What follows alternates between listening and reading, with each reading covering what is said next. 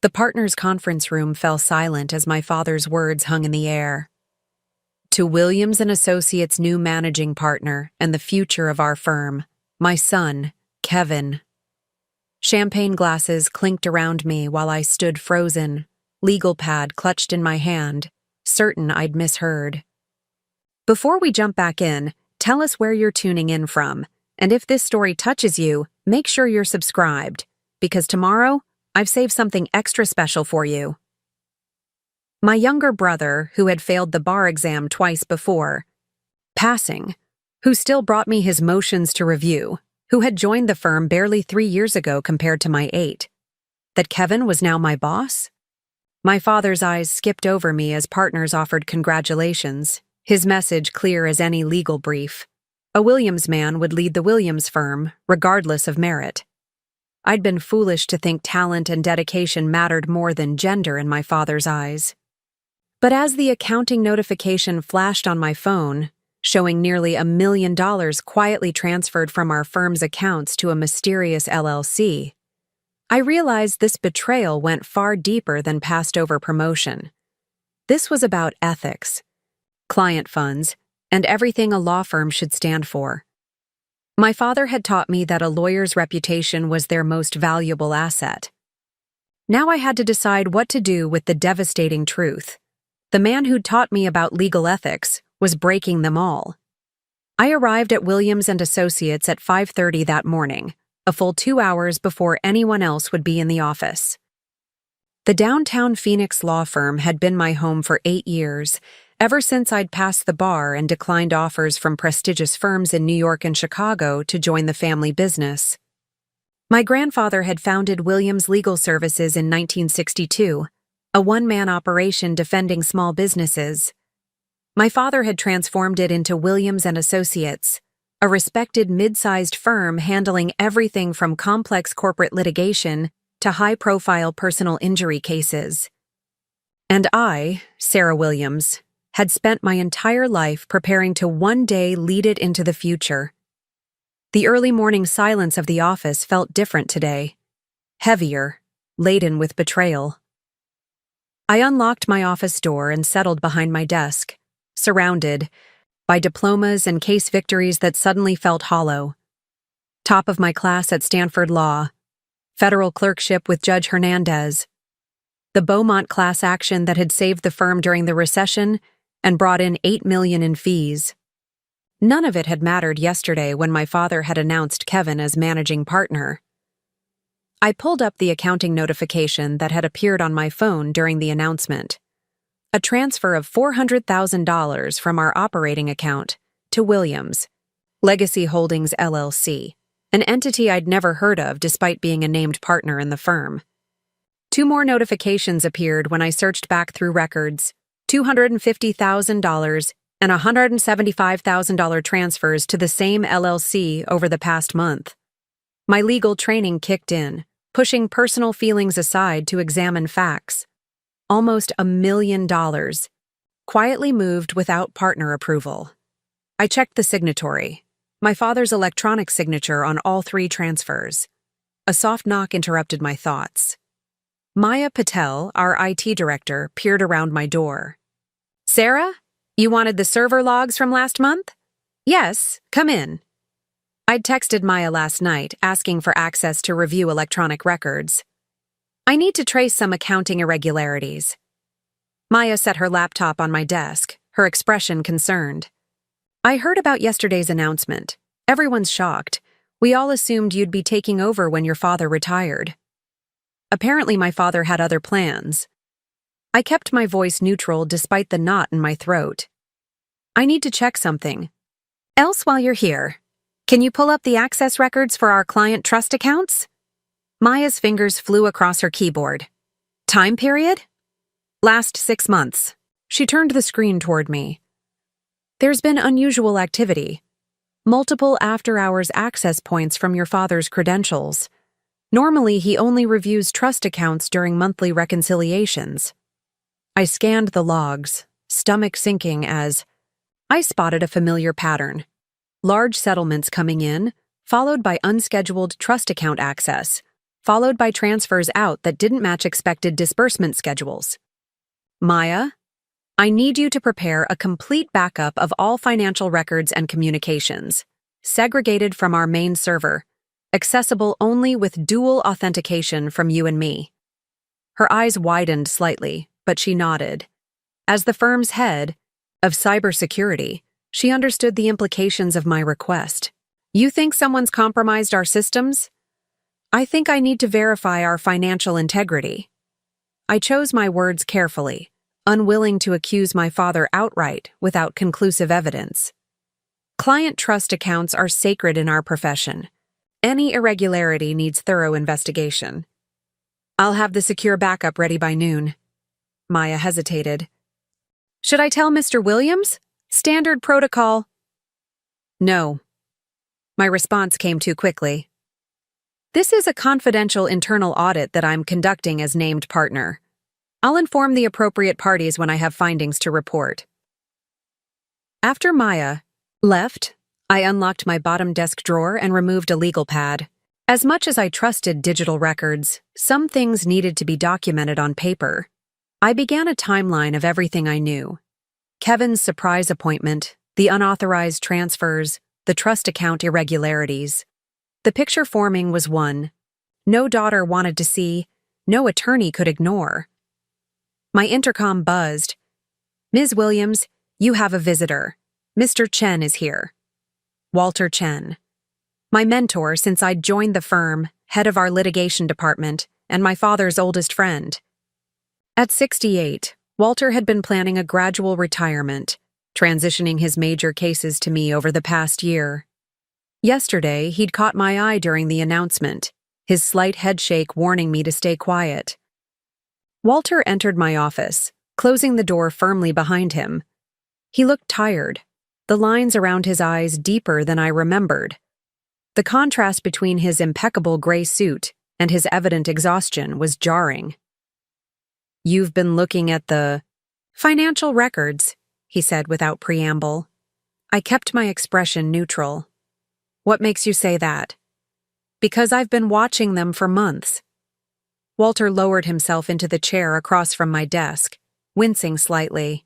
His recent hip surgery, delayed twice at my father's insistence that the Halverson case took priority, still caused him pain. The LLC transfers are just the beginning, Sarah. The knot in my stomach tightened. Tell me. Walter sighed heavily. Your father is dissolving the current partnership structure. He's creating a new entity where he and Kevin will control 70% interest. He can't do that. Our partnership agreement has a dissolution clause that can be triggered by the founding partner, your father, with cause. What cause? Walter's expression was grim. He's building a case that several partners, including me, are no longer capable of meeting our obligations due to age or health concerns. I shook my head in disbelief. That's ridiculous. You just won the Sullivan trial last month. With your research and preparation, Walter acknowledged. Richard is counting on the fact that most senior partners will take retirement packages rather than fight. My mind raced. And the transferred funds? Setting up the new entity, I believe, creating operating capital that the old firm won't be able to reclaim. I processed this information, legal strategies already forming. The partnership agreement has protective covenants. This can't be legal. Walter smiled slightly. I taught you well. He reached into his jacket pocket and removed a small flash drive. This contains documentation I've been gathering. Financial records, emails, meeting notes that weren't circulated to all partners. Your father has been planning this for at least a year. A year? The betrayal cut deeper. Last year, I'd declined an offer to head litigation at Morris & Foster, a prestigious competitor, because my father had hinted I was being groomed for leadership. Walter's expression softened. There's more, Sarah. The Westfield settlement funds. My blood ran cold. Westfield was my case, a tragic wrongful death. Suit involving a young mother killed by faulty manufacturing equipment. We'd settled for $8.4 million. with the funds deposited into our client trust account 2 weeks ago, awaiting final distribution to the family and their minor children. The settlement check was deposited, Walter continued, but $2.1 million appears to have been temporarily diverted to an investment account before being returned 3 days later. That's not just unethical, that's criminal, I whispered. Trust accounts were inviolable. Client funds that could never be commingled with firm money or borrowed, even temporarily. Walter nodded gravely. Which is why I need your help. I've been building a case, but as your father's oldest friend, I have limited access without raising suspicion. You, as his daughter and a named partner, can access records I can't. You want me to investigate my own father? My own firm? I want you to protect your clients, your career, and the firm your grandfather built with integrity. Your father has lost his way, Sarah. The power, the prestige, it's corrupted him. I thought of the clients who trusted us with their most significant legal matters, the staff whose livelihoods depended on the firm, the legacy that was being tarnished. What about Kevin? Is he involved? I don't believe so. Kevin may be entitled and underqualified, but I don't think he's dishonest. Just a convenient figurehead who won't ask difficult questions. I turned the flash drive over in my fingers, feeling the weight of the decision before me. How much time do we have? The new structure is scheduled to be finalized in 3 weeks, after your father's 70th birthday gala. The irony wasn't lost on me. The celebration I'd been planning for months would now serve as the backdrop for my father's betrayal of everything he'd taught me about legal ethics. I'll need access to the server archives, I said, my mind already building an investigation strategy, and the complete trust account records for the past year. Walter's eyes held a mixture of sadness and pride. This won't be easy, Sarah. He's your father. He stopped being just my father the moment he compromised our client's interests, I replied. Now he's a lawyer who's violated his oath, and that I cannot ignore. Walter nodded, understanding the weight of my decision. Then, we begin. The next few hours passed in a blur of focused investigation. I reviewed the documents Walter had compiled, tracing money movements through increasingly complex pathways. By lunchtime, a disturbing pattern had emerged. Client settlement funds being temporarily borrowed from trust accounts, used for firm expenses or investments, then replaced before disbursement deadlines, sometimes using funds from newer settlements in a dangerous shell game. My secretary knocked softly. Ms. Williams, your mother is on line 1. She says it's about the birthday gala planning. I took a deep breath before picking up. Hi, Mom. Sarah, darling, where have you been? I've called you 3 times this morning. Elizabeth Williams' voice carried the crisp authority that had made her one of Phoenix's most formidable charity organizers and social connectors. Preparing and narrating this story took us a lot of time, so if you are enjoying it, subscribe to our channel. It means a lot to us. Now back to the story. The florist needs final approval on the arrangements, and the caterer wants to confirm the champagne selection. I've been in meetings, I said vaguely. Can we discuss this tonight? Tonight is the Hendersons' benefit, which you would know if you checked the family calendar. The disapproval in her voice was familiar. I need answers now, Sarah. Your father's 70th is our most important social event this year.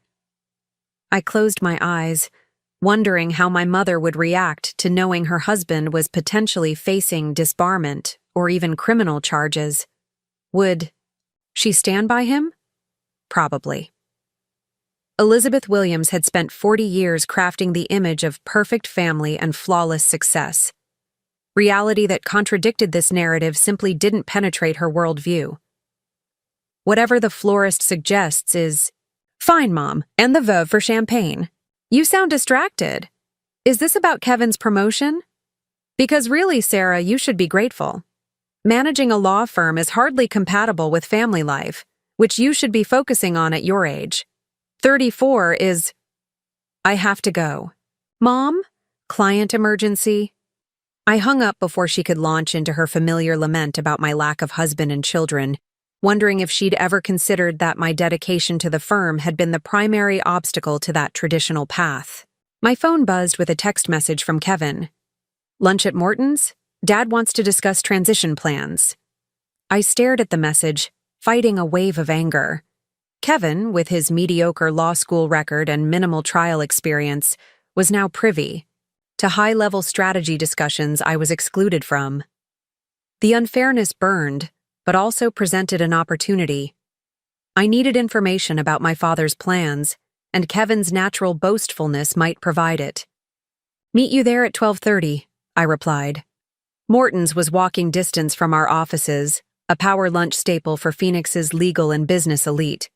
I arrived to find Kevin already seated at my father's usual corner table, looking out of place in a suit that probably cost more than his monthly salary. He'd ordered a scotch despite the early hour. "There she is," he called out too loudly as I approached. "Dad's stuck on a call with Judge Pearson, but he'll join us soon." I slid into the booth. "Celebrating your promotion?" Kevin grinned, oblivious to my tone. Still can't believe it, honestly. But Dad says the firm needs new energy, fresh ideas. "What kind of fresh ideas do you have, Kevin?" I kept my voice light, conversational. "Modernization, mainly. Dad thinks we're too bogged down in old-school processes." He leaned forward conspiratorially. "Between us, he says Walter and the other senior partners are too cautious, too focused on compliance rather than growth opportunities. Compliance with legal and ethical standards is rather important in our profession," I noted dryly. Kevin waved dismissively. "Obviously, we follow the rules, but Dad says there are creative ways to structure things that still technically comply while maximizing profit." "Creative ways like the new LLC he's forming? Williams Legacy Holdings?" Kevin's surprise was genuine. "You know about that? Dad just mentioned it to me yesterday. It's part of the restructuring plan." "What restructuring plan?" I asked, feigning ignorance. "The whole firm's getting reorganized. Dad's bringing in Harrington Global as a major client, but they want a more streamlined partnership structure. Some of the older partners are taking retirement packages. Harrington Global, a construction conglomerate with a reputation for aggressive business practices and regulatory corner-cutting. Walter had declined to represent them 3 years ago, citing concerns about their compliance history. And the new structure gives you 70% controlling interest," I probed. Kevin's brow furrowed. "What?" "No, Dad and I will have majority control, but it's like 51%, I think." "Interesting." My father was keeping Kevin in the dark about the actual numbers. Did Dad explain how the capital accounts will transfer, or the client management transitions? He said not to worry about that stuff yet. Kevin took a long sip of his scotch. "I'm supposed to focus on client relationships while he handles the financial restructuring." He paused, studying me. "You don't seem happy for me, Sarah." I chose my next words carefully. "I want what's best for the firm and our clients, Kevin. Managing partner is a huge responsibility with significant fiduciary duties and ethical obligations. Dad may be asking more of you than you realize." "You think I can't handle it," he said, defensiveness creeping into his voice. "I think Dad might be putting you in a difficult position without giving you all the information you need." I leaned forward. "Kevin, as managing partner, you're legally responsible for the firm's financial decisions, including trust account management. Have you reviewed our current client trust accounts?" He shrugged uncomfortably. "Dad says the accounting department reports directly to him during the transition. That arrangement doesn't shield you from liability if there are improprieties," I said quietly. "The Bar Association won't accept Dad handled it as a defense." Kevin's expression shifted from defensiveness to uncertainty. For the first time, I saw a crack in his entitled confidence. "What are you saying, Sarah?"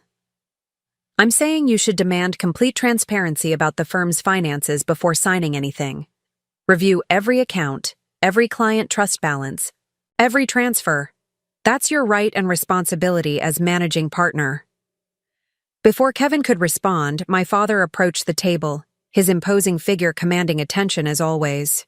At nearly 70, Richard Williams still maintained the commanding presence that had intimidated countless opposing counsel and charmed juries throughout his career.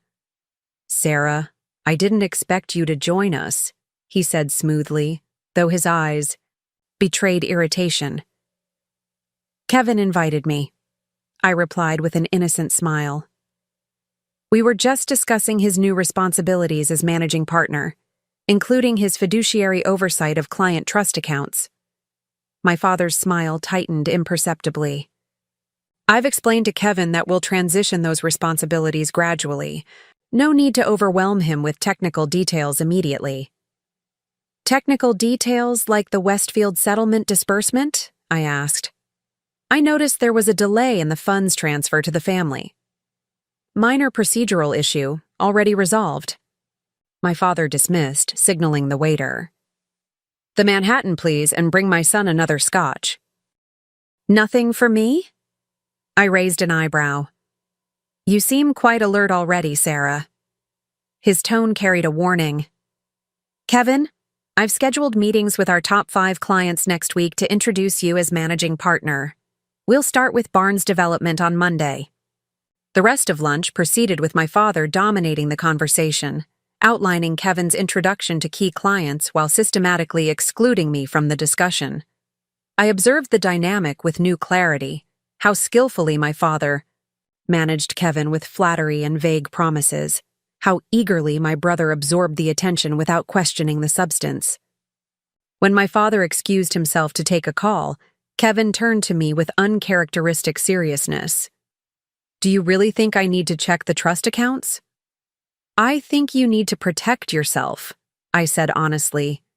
"Dad's making you the face of major changes. Make sure you understand exactly what you're putting your name on." Kevin nodded slowly, unexpected vulnerability in his expression. "I always thought you resented me." "You're my brother, Kevin.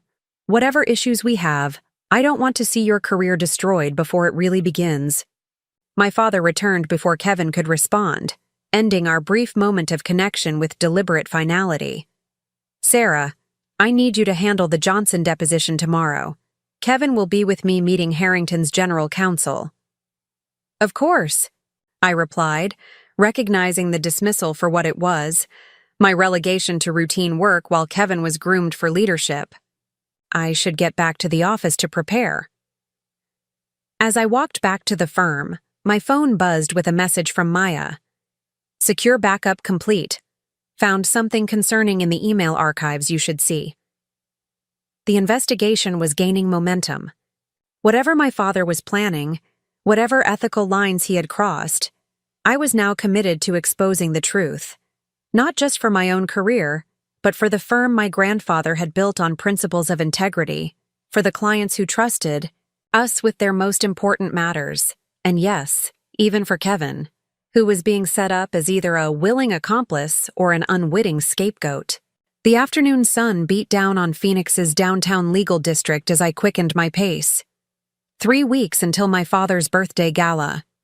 3 weeks to build a case that would either save Williams and Associates or tear my family apart. The weight of that responsibility settled on my shoulders with each step back toward the firm that bore my name, but was no longer truly mine.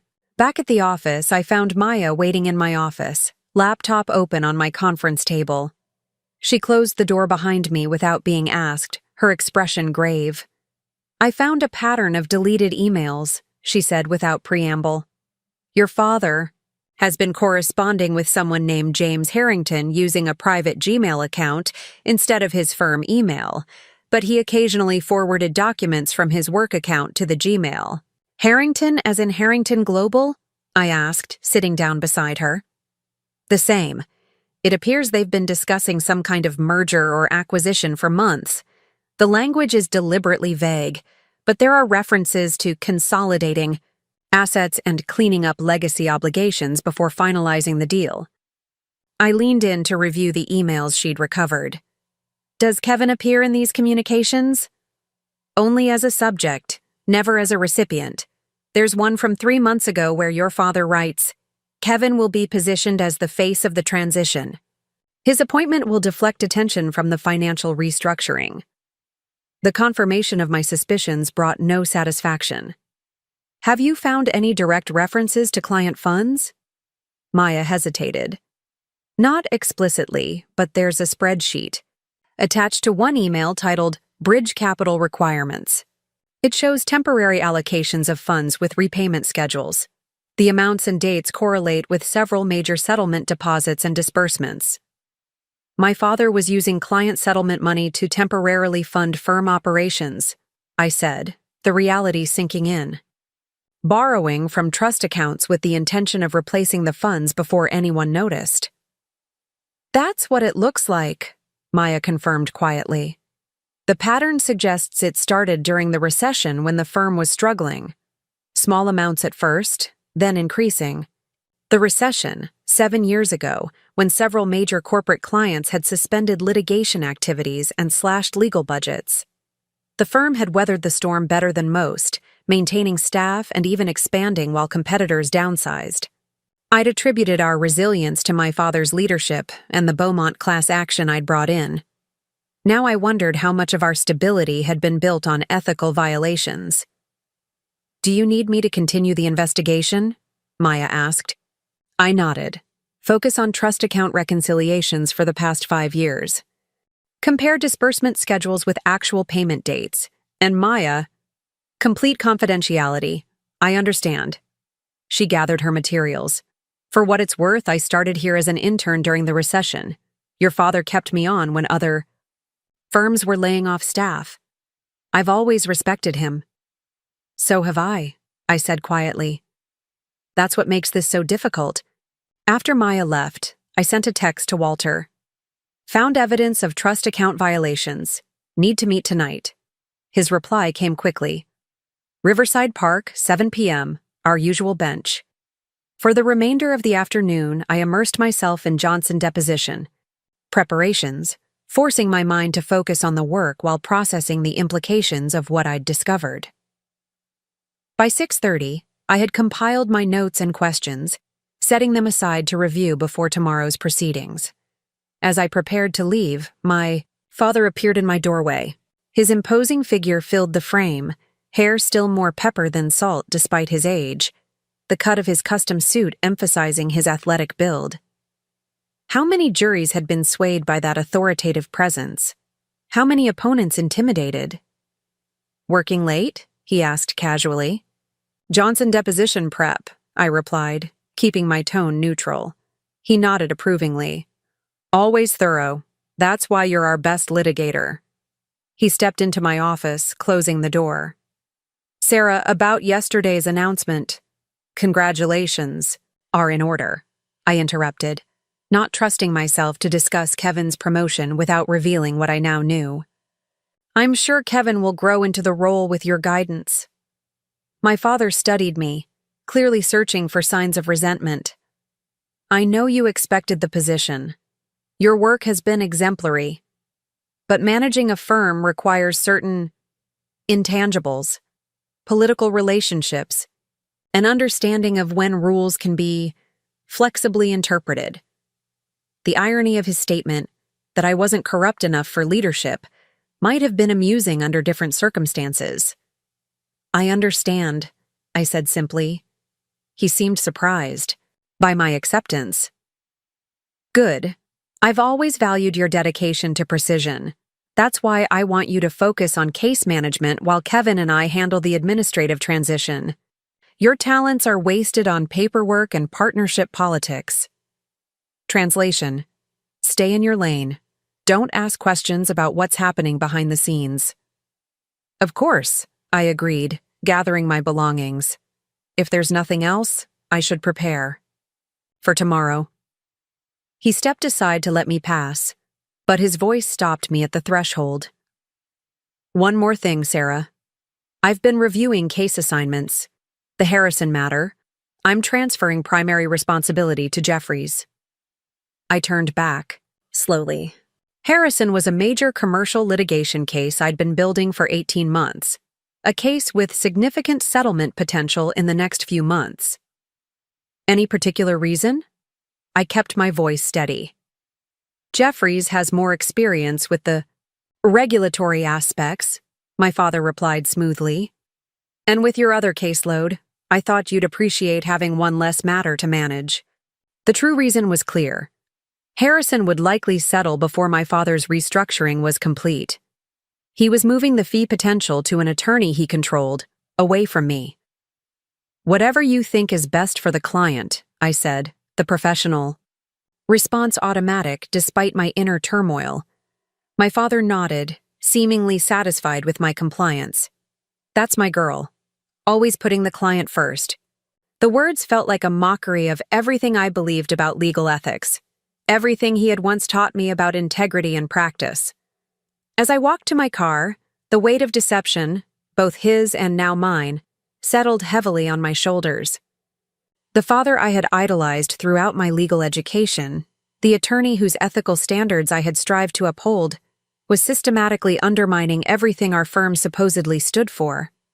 The evening air was cooling as I reached Riverside Park, a small green space alongside the canal where Walter and I often discussed case strategy away from office ears. I found him on our usual bench, feeding crumbs to persistent ducks despite the posted signs against it. Small acts of rebellion keep us young, he said by way of greeting, nodding toward his illicit duck feeding. Though I'm guilty of worse these days, investigating my oldest friend and managing partner.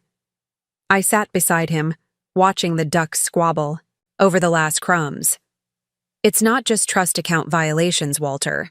He's been planning some kind of merger with Harrington Global, positioning Kevin as managing partner to deflect attention from financial restructuring. Walter nodded grimly. That confirms my suspicions. Harrington has wanted a controlling interest in a prestigious firm for years, gives them in-house counsel capabilities with an established reputation. But why all the secrecy? Why not just propose the merger openly? Because Richard knows I would fight it, and I have enough influence with other partners to potentially block it. Walter sighed heavily. Harrington's business practices are questionable at best. 3 federal investigations in the past decade, always settled without admission of wrongdoing. Your grandfather would never have represented them. I thought of my grandfather, whose portrait still hung in our firm's lobby. John Williams had started with nothing, building a practice based on unwavering ethics and genuine concern for clients.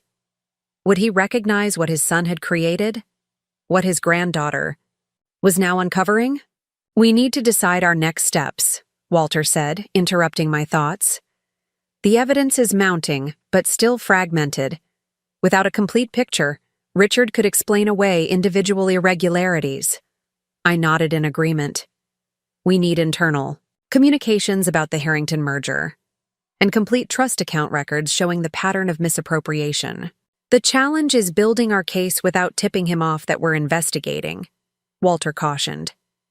Richard is nothing if not thorough. If he suspects, he'll accelerate his timeline and destroy evidence. I thought for a moment. The birthday gala is our deadline. He won't want any disruption before his public celebration. We have 3 weeks to document everything and determine our approach. And then? Walter asked softly. The question hung between us as dusk settled over. The park. What would justice look like in this situation? A negotiated resignation, public exposure, bar disciplinary proceedings, criminal charges? Every option felt simultaneously necessary and unbearable. One step at a time, I finally replied. First, we gather irrefutable evidence. Then we determine who else is involved and to what extent. Kevin, my mother, other partners. Only then can we decide how to proceed. Walter nodded, accepting my methodical approach. You're a good attorney, Sarah, better than your father in the ways that truly matter. His words brought unexpected emotion to my throat. In the midst of professional betrayal and family deception, this simple affirmation of my worth, from the mentor who had shaped my legal career, meant more than I could express. As we parted ways, the weight of what lay ahead settled fully upon me. I was investigating my own father for ethical violations that could end his career and destroy our family. The firm that bore my name, that I had dedicated my life to building, was compromised at its very foundation. And somewhere in this tangled web of deception was my brother, either a willing participant or an unwitting pawn in our father's schemes. Tomorrow would bring the Johnson deposition, partnership meetings, and the continued facade of business as usual. But beneath the surface, everything had changed. The truth was unfolding, one damning document at a time, and nothing, not family, loyalty, not professional standing, not even my own future, could stop its inevitable revelation. The law library on our firm's 14th floor had always been my sanctuary. While most attorneys relied exclusively on digital research, I found clarity among the leather-bound volumes and the lingering scent of paper and wisdom. Tonight, the space felt different, less a refuge, more a war room as I spread documents across the large oak table, building my case against my own father. For the past 3 days, I'd maintained a careful facade of normalcy. I handled the Johnson deposition flawlessly despite my divided attention. I attended partnership meetings, nodding at appropriate moments while scanning faces for signs of complicity or suspicion. I even helped my mother finalize arrangements for my father's birthday gala, accepting her criticism of my workaholic tendencies without revealing that those tendencies were now focused on exposing her husband's ethical violations. Walter entered quietly, carrying a stack of folders and a thermos of coffee. Behind him came Elena Vasquez, the firm's most senior paralegal, who had worked with my grandfather before my father took over. Her presence surprised me. Elena has been helping me gather documentation, Walter explained, noting my expression. She's witnessed concerning patterns in trust account management over the past 5 years. Elena nodded, her usual professional reserve undercut by evident distress. Mr. Williams has been altering disbursement schedules, telling clients paperwork delays were causing payment holdups when the real issue was funds temporarily allocated elsewhere. You're certain? I asked, though I already knew the answer. Elena's meticulous attention to detail was legendary at the firm. I've kept my own records, she replied, placing a notebook on the table. Dates when settlement checks arrived versus when clients actually received funds, instructions to delay disbursements without explanation, unusual transfers between accounts. I felt a strange mixture of validation and grief. Each confirmation of my father's misconduct simultaneously strengthened our case and destroyed another piece of the man I thought I knew. Elena has worked with 5 generations of Williams attorneys, Walter said quietly. She understands what's at stake. Elena's eyes met mine. Your grandfather built this firm on his word, Ms. Williams. When he promised clients something, it happened exactly as he said. The firm's reputation was his most valued asset. She touched the worn notebook. What's happening now dishonors his legacy. Her words crystallized something I'd been feeling but couldn't articulate. This wasn't just about modern legal ethics or regulatory compliance.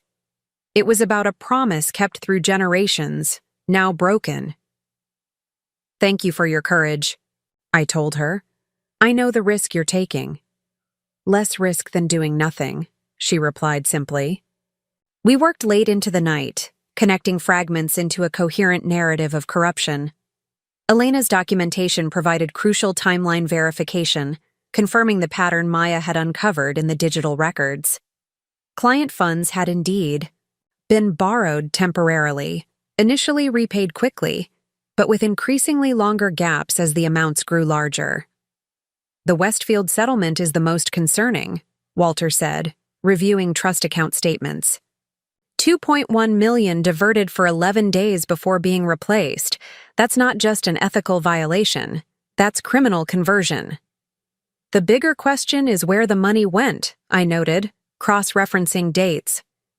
The time frame matches. A major renovation at Dad's Sedona property and Mom's surprise anniversary trip to Tuscany. Also, several large deposits to Williams Legacy Holdings, Elena added. The LLC appears to be purchasing real estate near the proposed Harrington Global Headquarters expansion. The implication was clear. My father was using misappropriated client funds to position himself for the Harrington merger, betting that temporary diversions would go unnoticed if he replaced the money before final disbursements. We need to verify the Harrington connection, I said, gathering the scattered documents into organized piles. The merger seems to be the endgame, but we need more than speculation. Walter nodded. I have a contact at the Corporate Commission who might help trace the LLC ownership structure. I'll reach out tomorrow. As we prepared to leave, Elena hesitated. Ms. Williams, there's something else you should know. Your brother came to the accounting department yesterday asking to review trust account records. This caught me by surprise. Kevin did? On his own initiative? He said he needed to understand all aspects of the firm's operations as incoming managing partner. Elena's expression remained neutral, but I detected a hint of approval. Ms. Chang in accounting gave him access to the current statements, but not historical records. I thought of our conversation at lunch, my warning about his responsibility as managing partner. Perhaps Kevin wasn't entirely the oblivious figurehead my father intended. That's interesting, I said carefully. Let's keep monitoring that situation. After Walter and Elena left, I remained in the library, contemplating our next steps. The evidence was mounting, but still fragmented. We needed internal communications about the Harrington merger, documentation of the decision to elevate Kevin, and the complete restructuring plan my father was implementing. My phone chimed with a text from my mother. Finalized menu for your father's birthday. Need you to confirm wine selection by tomorrow. Also, wear the blue Armani for the Henderson benefit tomorrow night. Photos for the society page. The mundane message felt surreal against the backdrop of what I'd discovered. Elizabeth Williams was orchestrating social appearances while her husband diverted client funds to finance their lifestyle. Was she complicit? Or simply willfully ignorant of anything that would disrupt her carefully cultivated image? I texted back a bland confirmation, then gathered my materials into a secure file box Walter had provided, one that would remain in the library safe rather than my office where my father might discover it. The elevator descended to the parking garage, empty at this late hour except for a few cars belonging to associates working through the night. As the doors opened, I was startled to find Kevin waiting, his normally perfect appearance disheveled, tie loosened, and hair uncharacteristically rumpled. "Been looking for you," he said, stepping into the elevator before I could exit. "We need to talk." I maintained my composure despite my racing heart.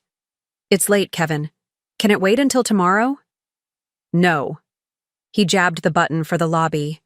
"Not here. Too many ears." His uncharacteristic terseness alarmed me. Had my father discovered our investigation? Was Kevin here as his messenger? We rode in silence to the lobby, then walked through the deserted space to the plaza outside. Phoenix nights remained warm even in autumn, the air still holding the day's heat as we found a bench near the decorative fountain that fronted our building. Kevin paced before me, hands jammed in his pockets. "I checked the trust accounts like you suggested." I kept my expression neutral. And there are irregularities I can't explain." He stopped pacing to face me. "Settlement funds that should be there aren't. Or they appear and disappear. Or the amounts don't match what they should be based on the settlement agreements." "What did Dad say when you asked him about it?" Kevin's laugh held no humor. "That's the thing. I haven't asked him yet. Because the more I looked, the more I found, and I'm not sure I want to hear his explanation. He ran a hand through his hair, further disarranging it. Sarah, if these discrepancies mean what I think they mean, we're in serious trouble. We? I raised an eyebrow. Yes, we. His voice rose in frustration. I'm managing partner now, remember? If there are financial improprieties happening under my watch, I'm responsible. The Bar Association won't care that Dad assured me everything was fine. I studied my brother's face, seeing genuine fear beneath his usual bravado. In his own way, Kevin was as much a victim of our father's manipulations as I was, elevated to a position he wasn't ready for, potentially to serve as a scapegoat if the scheme collapsed. What do you want from me, Kevin? He sat beside me, deflating slightly. Help me understand what's happening. You've always been better at the details, at seeing patterns. If something's wrong with our firm, I need to know. The sincerity in his voice was unfamiliar. Kevin and I had always had a complicated relationship, the favored son and the overlooked daughter, competing for our father's approval in different arenas. His natural charm and social ease contrasted with my analytical focus and work ethic. We'd never been allies. Until now, perhaps. I've noticed irregularities too, I admitted carefully. I've been looking into them. What have you found? His eyes, so like our father's, held uncharacteristic vulnerability. I weighed my options. Bringing Kevin into our investigation carried risks. He might report back to our father. He might refuse to believe the extent of the violations. Or he might panic and make impulsive decisions that compromised our evidence gathering. But excluding him meant missing an opportunity to have the firm's newly named managing partner supporting our efforts, a powerful ally if he truly wanted to address the problems. It's complicated, I said finally, and not something we should discuss here. Meet me at the Capitol Grill tomorrow for lunch. Noon. We'll talk then. Kevin nodded, visibly relieved to have a plan. I'll be there. He stood to leave, then hesitated. Sarah, why didn't you tell me you were investigating this already? Would you have believed me 3 days ago? I asked honestly. Or would you have assumed I was just jealous of your promotion? His silence was answer enough. Tomorrow, Kevin. Bring copies of anything concerning you've found. I watched him walk away, his normally confident stride subdued. Once he was gone, I called Walter despite the late hour. Kevin approached me. He's found the trust account issues on his own. Can he be trusted? Walter's concern was evident. I'm not sure, I admitted. But he's scared, and that might make him an ally. I'm meeting him tomorrow to feel out his position. Be careful, Sarah. Your father has influenced Kevin his entire life. Blood and loyalty run deep. After we hung up, I sat by the fountain for a long time, watching the play of light on water. My father had taught me that the law was about justice. That ethical practice was non-negotiable. Had he believed it then? When had principles become flexible, rules become suggestions, client funds become temporarily available resources? And more disturbing, if I hadn't been passed over for managing partner, would I have discovered these violations? Or would I have been gradually drawn into the same compromises, the same ethical flexibility, until I too could justify temporary reallocation of funds that weren't mine? Morning came too quickly after a restless night. I arrived at the office to find my calendar rearranged, 2 depositions rescheduled, a client meeting canceled. My secretary looked apologetic. Mr. Williams said you needed time to prepare for the Carson hearing next week, she explained. He reassigned some of your matters to other associates. Another move to marginalize me, limit my client contact, reduce my influence in the firm. A week ago, this would have infuriated me. Today, it was almost convenient. More time to focus on building our case. I spent the morning reviewing the evidence we'd assembled, preparing a simplified explanation for Kevin. At 11:30, I headed to the Capitol Grill, deliberately arriving early to secure a private booth away from legal district regulars, who might report our meeting to my father. Kevin arrived precisely at noon, sliding into the booth with a leather portfolio tucked under his arm. His appearance was back to its usual polished state, but tension lined his face. "I told Dad I had a lunch meeting with the Sorensen tech executives," he said without preamble. He seemed pleased, said it showed initiative. The waiter approached, but Kevin waved him off. "Just water. This isn't a social lunch." I studied my brother with new eyes. The entitled, somewhat lazy attorney who relied on charm rather than preparation was nowhere to be seen. This Kevin was focused, concerned, almost professional. "Show me what you found," I said, skipping preliminaries. Kevin opened his portfolio and removed several spreadsheets. I started with the Westfield settlement, $8.4 million total, with a 30% contingency fee to the firm. That leaves approximately $5.9 million for the clients. I nodded. Standard contingency arrangement. But when I checked the trust account statements, only $3.8 million was dispersed to the family. Kevin pointed to the highlighted figures. The difference, $2.1 million, was transferred to our operating account, then to Williams Legacy Holdings, before being returned to the trust account 11 days later. And that struck you as problematic? Kevin looked offended. Of course it did. We can't use client funds like that. It's misappropriation, conversion, potentially criminal. He leaned forward. Then I found 6 other instances of similar borrowing from trust accounts over the past year. Smaller amounts, but the pattern is identical. Did you check who authorized these transfers? Kevin nodded grimly. Dad's electronic signature on all of them. And yes, I verified it wasn't forged or unauthorized. The timing, the accounts involved, it could only be him. The confirmation seemed to pain him physically. Despite our differences, Kevin had idolized our father even more than I had. Richard Williams was his model of successful manhood, professional accomplishment, the standard against which he measured himself and inevitably fell short. "There's more," I said quietly. "The problem extends beyond trust account violations." I outlined what Walter, Elena, and I had discovered: the planned partnership dissolution, the secret merger discussions with Harrington Global, the systematic marginalization of partners who might object. As I spoke, Kevin's expression shifted, from disbelief to anger to a kind of resigned acceptance. "He's been planning this for months," Kevin said when I finished. "The whole managing partner announcement, it was just to position me as the face of changes I didn't even understand." "You were meant to be the distraction," I confirmed. While attention focused on your surprise promotion, he could implement the financial restructuring without scrutiny. Kevin was silent for a long moment, absorbing the full implications. "What happens when this comes out?" "Because it will come out. Sarah, financial irregularities always do. Best case, Dad negotiates a resignation, makes restitution for any client funds still outstanding, accepts a suspension of his license. Worst case?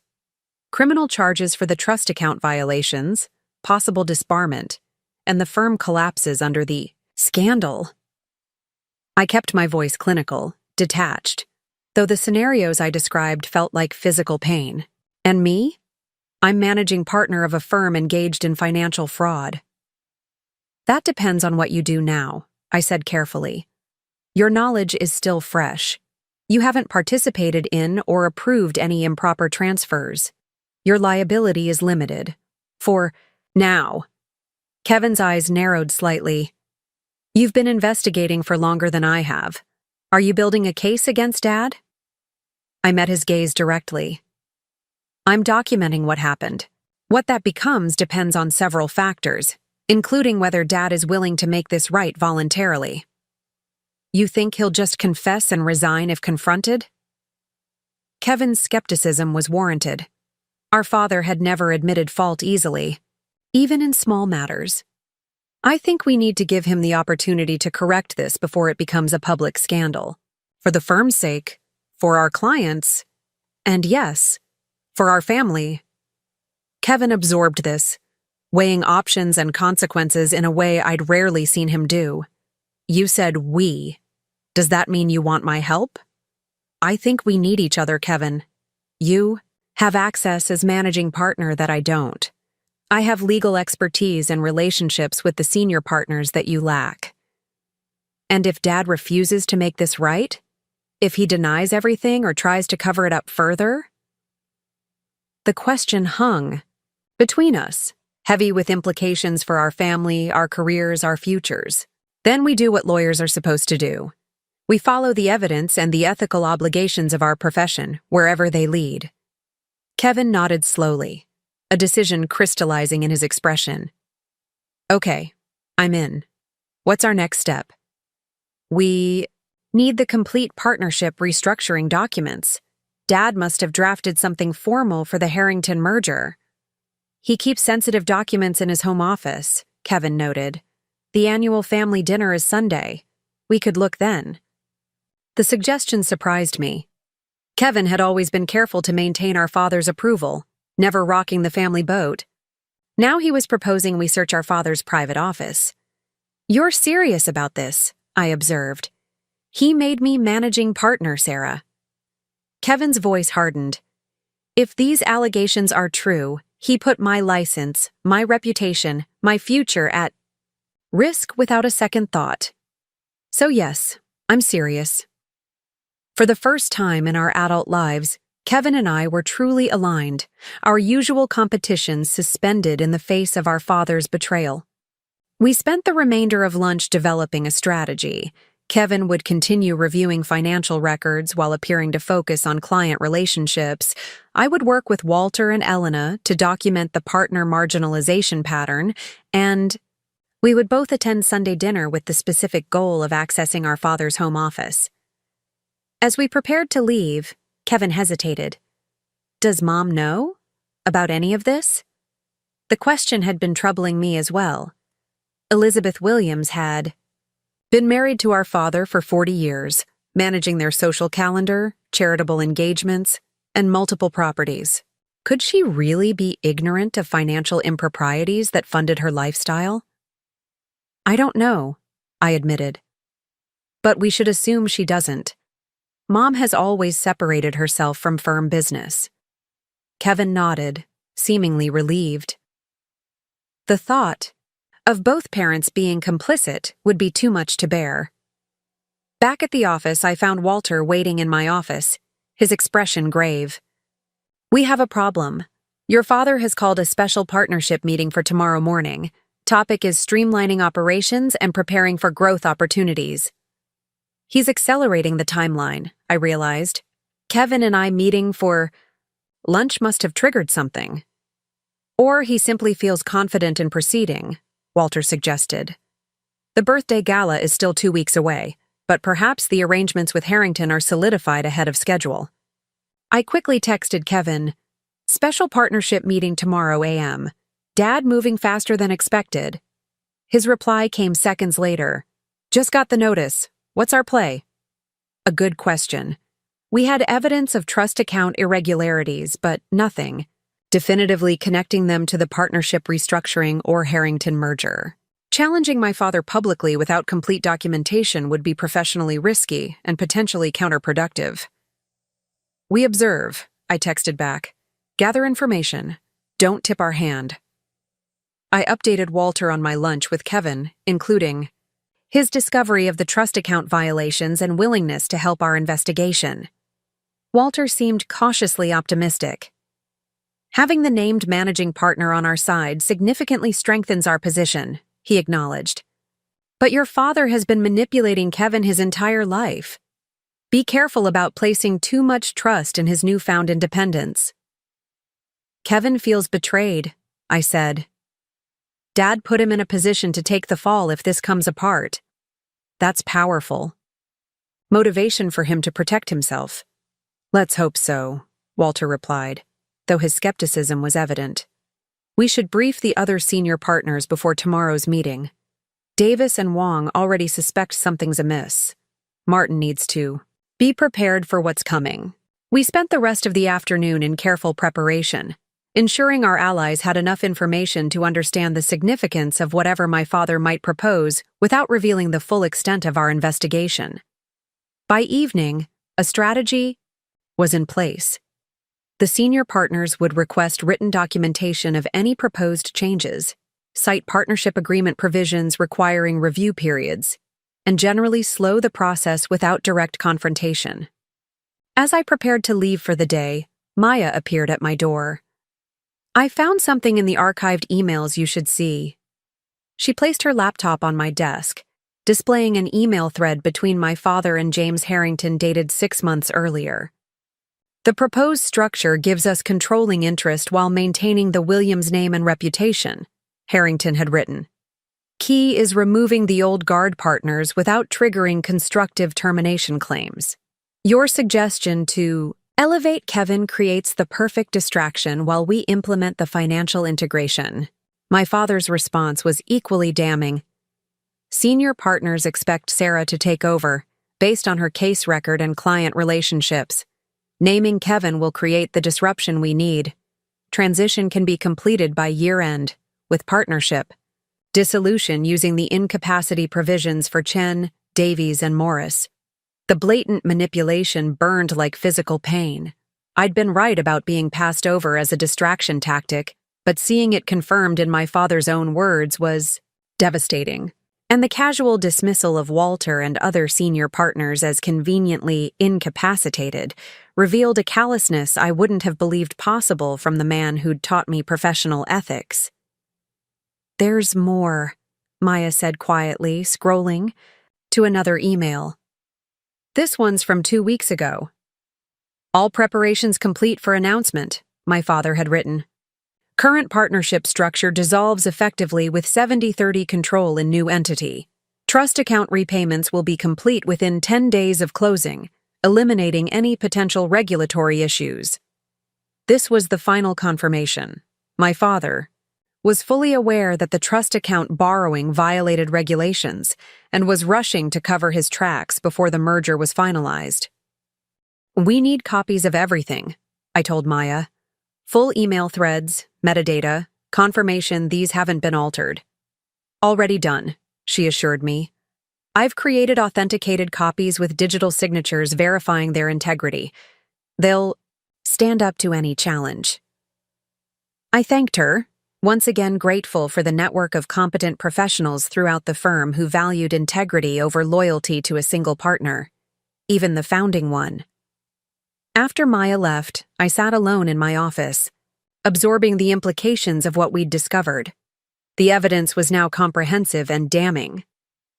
My father had systematically violated client trust, manipulated the partnership structure, positioned my brother as an unwitting scapegoat, and derailed my career as collateral damage in his scheme.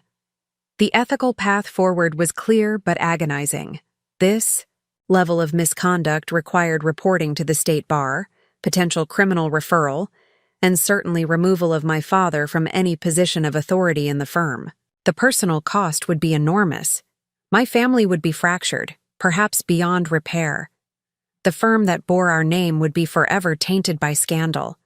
Everything I'd worked for, everything I'd believed about my father and our professional legacy was at risk. My phone buzzed with a text from my mother. "Don't forget the Henderson benefit tonight. Arrive by 7. Your father is receiving the Distinguished Service Award." The irony was almost unbearable. Richard Williams, about to be honored for distinguished service to the legal profession, while systematically undermining its core ethical principles. Elizabeth Williams, orchestrating the perfect social appearance while the professional foundation was crumbling. I texted back that I'd be there, knowing that maintaining normalcy was crucial until we were fully prepared to act. 3 days until the family dinner where Kevin and I planned to search our father's home office. 1 day until the special partnership meeting where my father would try to accelerate his plans. The timeline was compressing, events moving faster than anticipated. I gathered my materials, secured the evidence in our confidential file, and prepared to go home and change for the benefit. As I locked my office door, I noticed my father watching from the end of the hallway, his expression unreadable.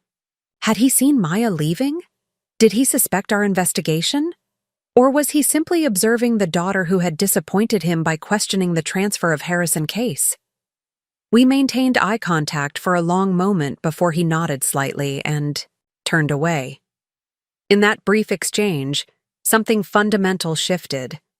The mutual respect, the professional admiration, the familial bond, all were replaced by something colder and more adversarial. We were no longer father and daughter, mentor and protege. We were opposing counsel in a case with stakes higher than any courtroom battle we'd ever fought. I straightened my shoulders and walked toward the elevator, preparing myself for the evening's charade. The Hendersons' benefit would be filled with judges, attorneys, and community leaders, all there to honor Richard Williams for his contributions to the profession he was privately undermining.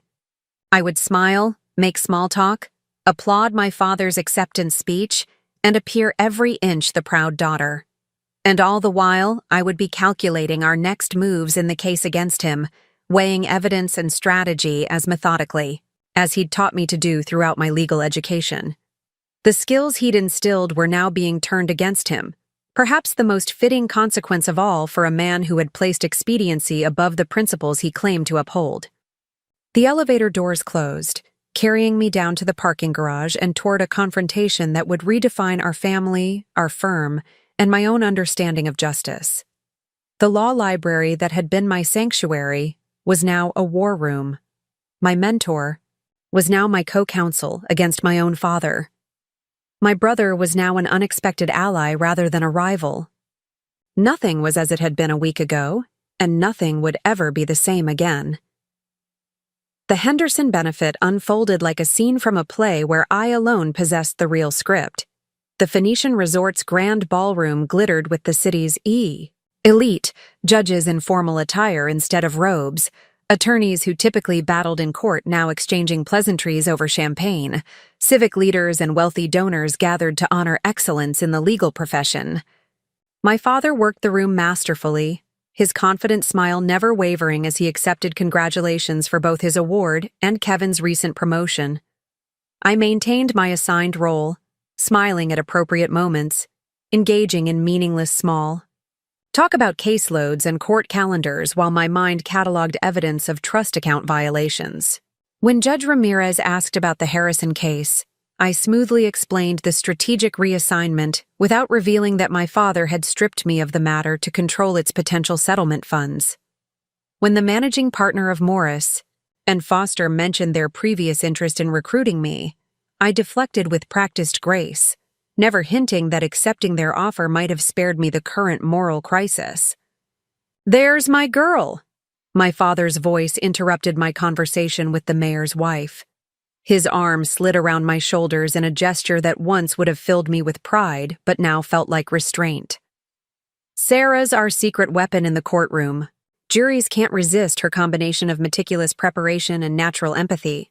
The praise, so similar to what he'd offered countless times at similar events, now carried an undertone I couldn't miss, a public reinforcement of my value as a litigator while systematically diminishing my leadership potential behind closed doors.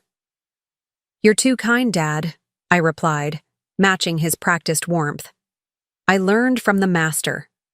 His eyes met mine, searching for signs of the resentment he must expect after Kevin's promotion. I maintained a perfect mask of daughterly admiration, wondering if he detected the double meaning in my words. I had indeed learned from the master, not just trial skills and client management, but now the recognition of calculated manipulation and ethical compromise. "Richard, they're ready for the presentation," a committee member interrupted, leading my father toward the stage where the Distinguished Service Award awaited. My mother appeared at my side, resplendent in designer silk, diamond earrings catching the light with each precise movement of her head. "Stand straighter, Sarah. The Carmichael sister is photographing for the society page." I adjusted my posture automatically, years of such corrections creating muscle memory that operated independently of my thoughts. "The turnout is impressive. Of course it is. Your father is being honored after 30 years of building the most respected firm in Arizona. Her pride was genuine, if narrowly focused on external validation rather than the substance beneath it. Though I must say, you could have chosen a more flattering style. That neckline does nothing for your collarbone. I tuned out her continued critique of my appearance, familiar territory that no longer carried the sting it once had. My attention was on Kevin, who stood near the bar engaged in what appeared to be intense conversation with Walter. Their body language suggested disagreement. Walter's brow furrowed as Kevin gestured emphatically. "What is your brother doing talking to Walter instead of the Harrington executives?" my mother asked, following my gaze. "Your father specifically asked him to cultivate that relationship tonight." "Perhaps he's discussing a case," I suggested, though I suspected their conversation centered on tomorrow's partnership meeting. "I should check if everything's all right." Before she could object, I moved across the room, navigating through clusters of Phoenix's legal aristocracy. As I approached, Walter noticed me and adjusted his posture, his expression clearing. "Sarah." Kevin greeted me with forced casualness. Walter was just sharing an interesting perspective on partnership structures. "A purely academic discussion," Walter added smoothly, comparing governance models across different-sized firms. I understood their caution. The ballroom offered too many eyes and ears for genuine conversation about our investigation. Fascinating topic. Perhaps we could continue it tomorrow after the partnership meeting. Kevin nodded, the slight tension in his jaw belying his relaxed demeanor. "Absolutely. I should circulate. Dad mentioned wanting me to connect with the Harrington team." As he moved away, Walter leaned closer. "Your brother seems genuinely concerned about the restructuring implications, but he's hesitant about confronting your father directly." "He needs more time," I murmured. "This is all very new to him." "Time may be a luxury we don't have. I've heard rumors that the Harrington merger documentation is being prepared for signature next week, well before your father's birthday celebration." This acceleration was concerning. Were we losing the window for controlled intervention? "What's driving the rush?" "That's what troubles me," Walter admitted. "Sudden urgency usually indicates external pressure. I'm wondering if there are financial problems at Harrington we don't know about, making this merger time-sensitive." Before we could explore this further, the lights dimmed and attention turned to the stage where the president of the State Bar Association was introducing my father with glowing praise about integrity, service, and dedication to legal ethics. The irony was almost unbearable. My father accepted the Crystal Award with practiced humility, delivering a speech that hit all the expected notes: gratitude to colleagues, commitment to justice, pride in mentoring the next generation of attorneys. His gaze found me in the crowd as he spoke about the importance of family legacy in the firm. Kevin at his right hand, the implied message clear to anyone paying attention. The Williams firm would continue through his son, not his daughter. The audience applauded enthusiastically, unaware of the corruption beneath the polished surface. I joined the ovation mechanically, maintaining the appearance expected of a supportive daughter and firm partner, while internally cataloging each hypocritical statement for future reference.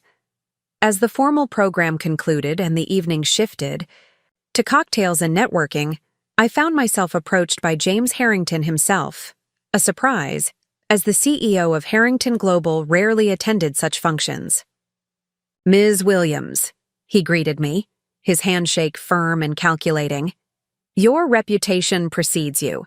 The pharmaceutical class action victory was particularly impressive." "Thank you, Mr. Harrington.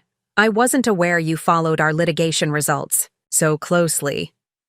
His smile didn't reach his eyes. "I make it my business to know the capabilities of firms we might work with.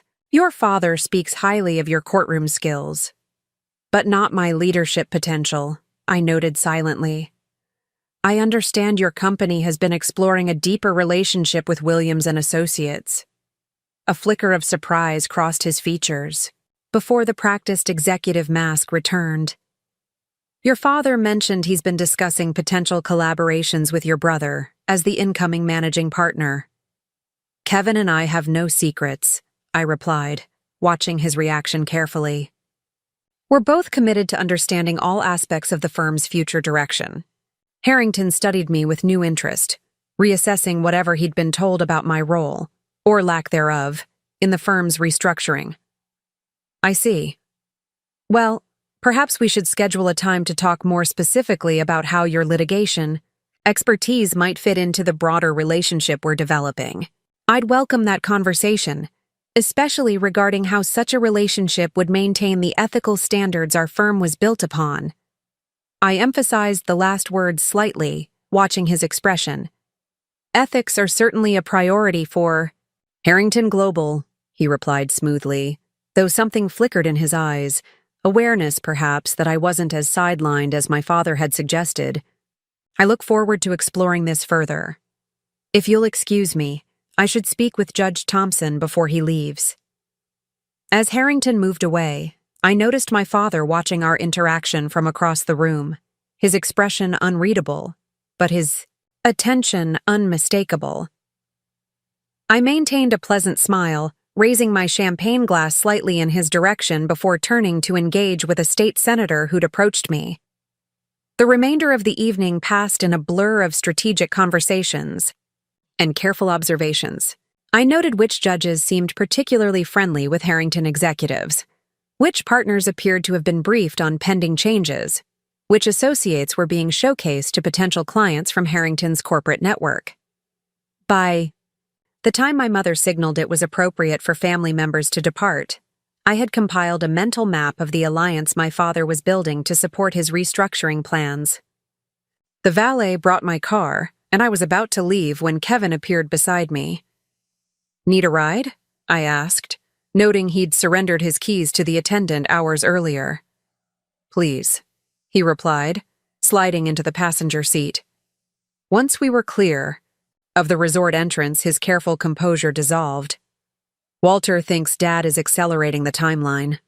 The partnership meeting tomorrow isn't just informational. He's going to push for preliminary approval of the restructuring. Based on what evidence?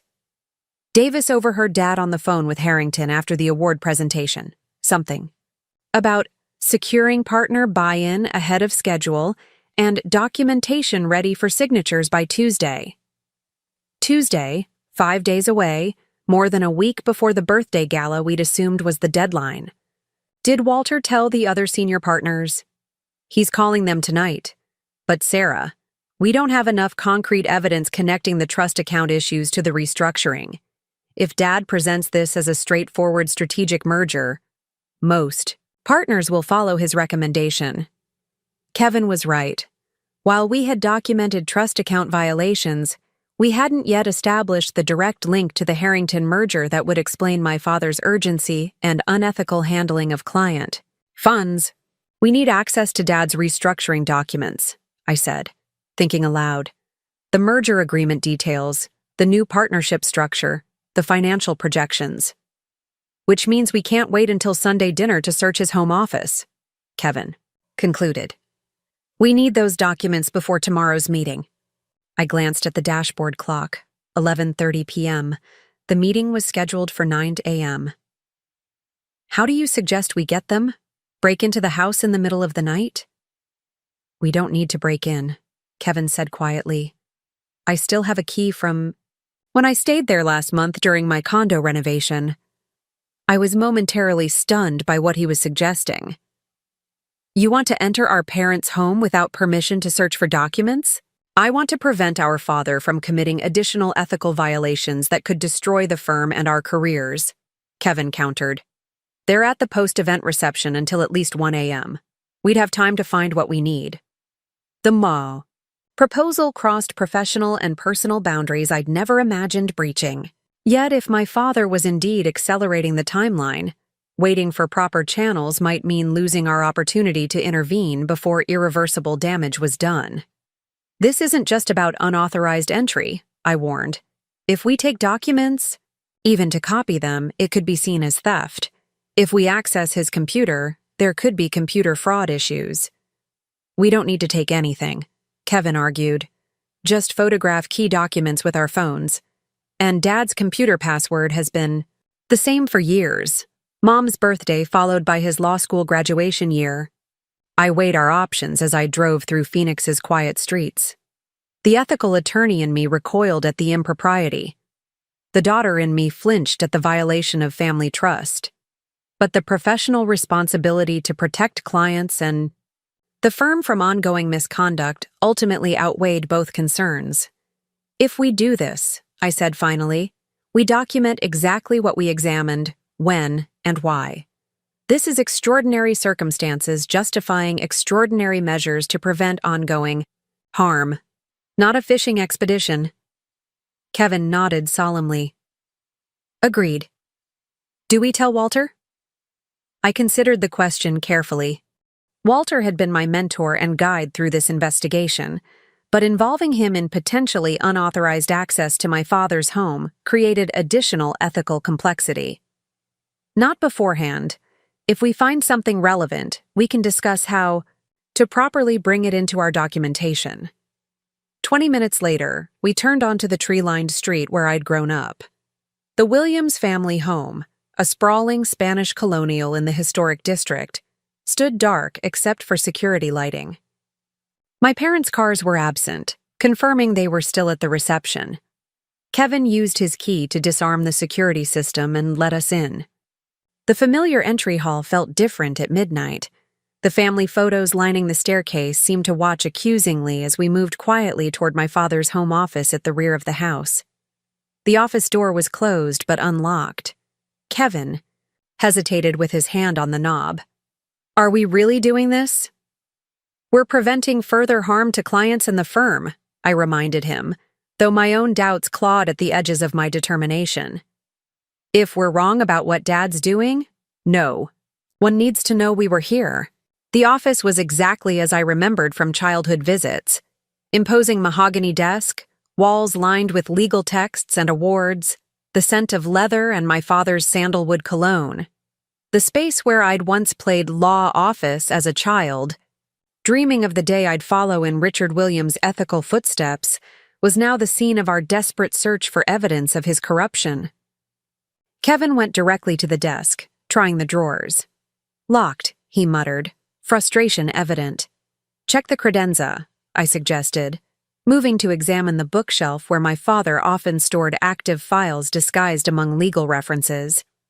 The search proceeded methodically, our legal training evident in how we documented each step with phone photos showing date and timestamps, careful not to disturb the original organization of materials. Behind a row of bound appellate reports, I discovered a portfolio labeled Transition Documents, Confidential. Kevin, I called softly, removing the portfolio and bringing it to the desk. Inside was a gold mine of information, the complete restructuring plan, including a partnership dissolution agreement that confirmed Walter's worst fears. Senior partners would be forced out through triggered incapacity clauses, their equity severely discounted through valuation formulas that wouldn't withstand legal challenge but would likely be accepted to avoid public litigation. A new entity, Williams. Harrington Legal Group, would emerge with Richard and James Harrington controlling 60%, Kevin holding 10%, and remaining equity distributed among junior partners willing to accept the new arrangement. Most damning was a financial summary showing bridge funding moving between accounts to normalize balance sheets before the merger. The amounts and dates matched the trust account violations we'd already documented. He's using client funds to make the firm's finances look better than they are, Kevin said, the reality sinking in. Borrowing from trust accounts to cover operating shortfalls, so Harrington doesn't see how much we've struggled since the recession. This explains the urgency, I noted, photographing each page methodically. If Harrington discovers the true financial situation, the merger terms would be far less favorable. Dad needs to complete this before anyone looks too closely at the books. Further search revealed a USB drive labeled HG Merger Final in my father's handwriting. Kevin plugged it into his phone adapter, revealing digital copies of the documents. We'd found plus additional communications between my father and Harrington. "We need to copy these," Kevin said, already forwarding files to his secure email. "Wait," I cautioned, noticing a folder labeled Partner Management. Inside were individual assessments of each partner, including detailed personal information that could be used as leverage if they oppose the restructuring: health issues, financial troubles, family situations, all cataloged as potential pressure points. My own file contained a cold analysis. Sarah, significant flight risk due to leadership ambitions. Too independently minded for seamless integration. With HG culture. Potential whistleblower if trust account irregularities detected. Recommendation: assigned to complex litigation team with autonomy, but no financial oversight. Consider severance package if resistance emerges. Kevin's assessment was equally revealing. Kevin, eager for recognition but limited financial acumen. Controllable through status incentives and title. No risk of detecting accounting irregularities due to disinterest in administrative details. Ideal public face for transition while actual control remains with RW and JH.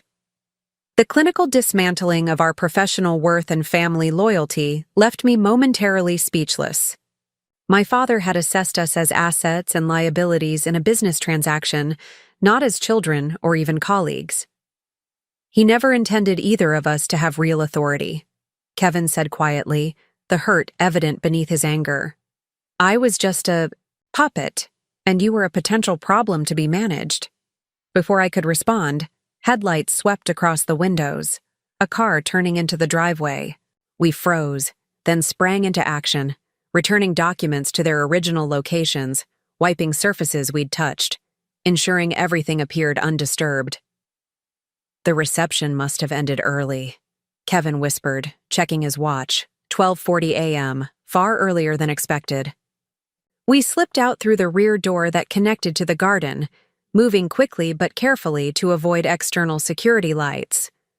Once safely in my car parked a block away, we finally exhaled. That was too close, Kevin said, his usual bravado entirely absent. But we got what we needed. I nodded, adrenaline still coursing through my system. We need to analyze these documents before the meeting. The connection between the trust account violations and the merger is now clear, but we still need a strategy for tomorrow. What options do we have? Dad's going to present this restructuring as a done deal.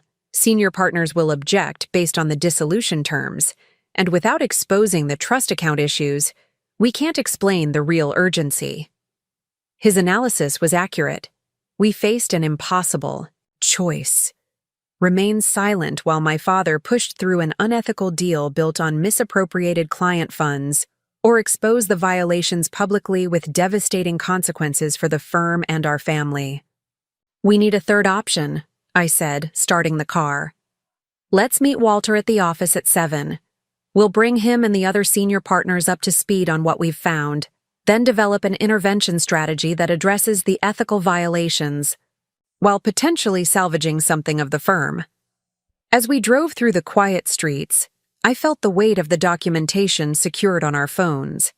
My father had built a respected legal institution on principles he now casually violated.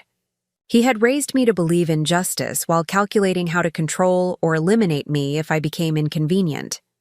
The contradiction between the man who'd taught me legal ethics and the one who systematically undermined them was almost impossible to reconcile. What happens to the firm if this becomes public?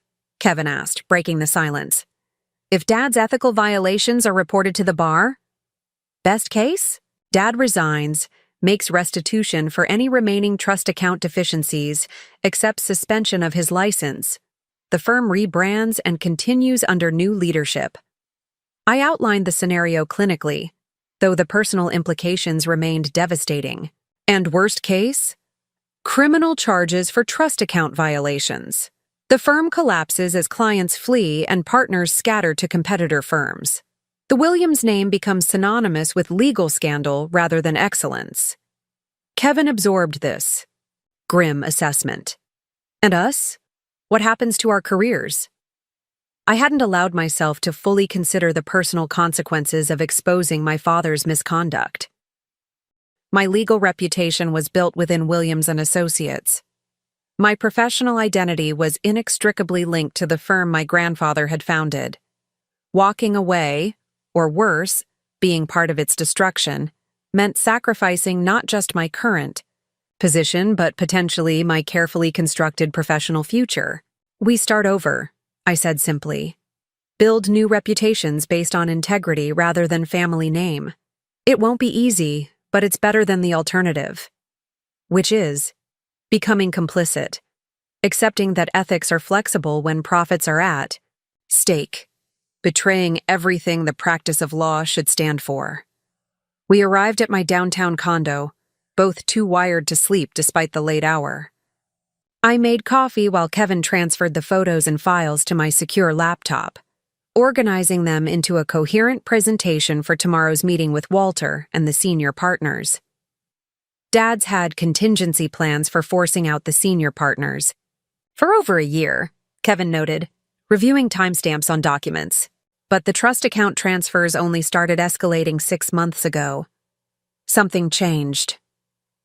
I considered this observation. That's when Harrington Global first approached him about the merger. The timeline fits.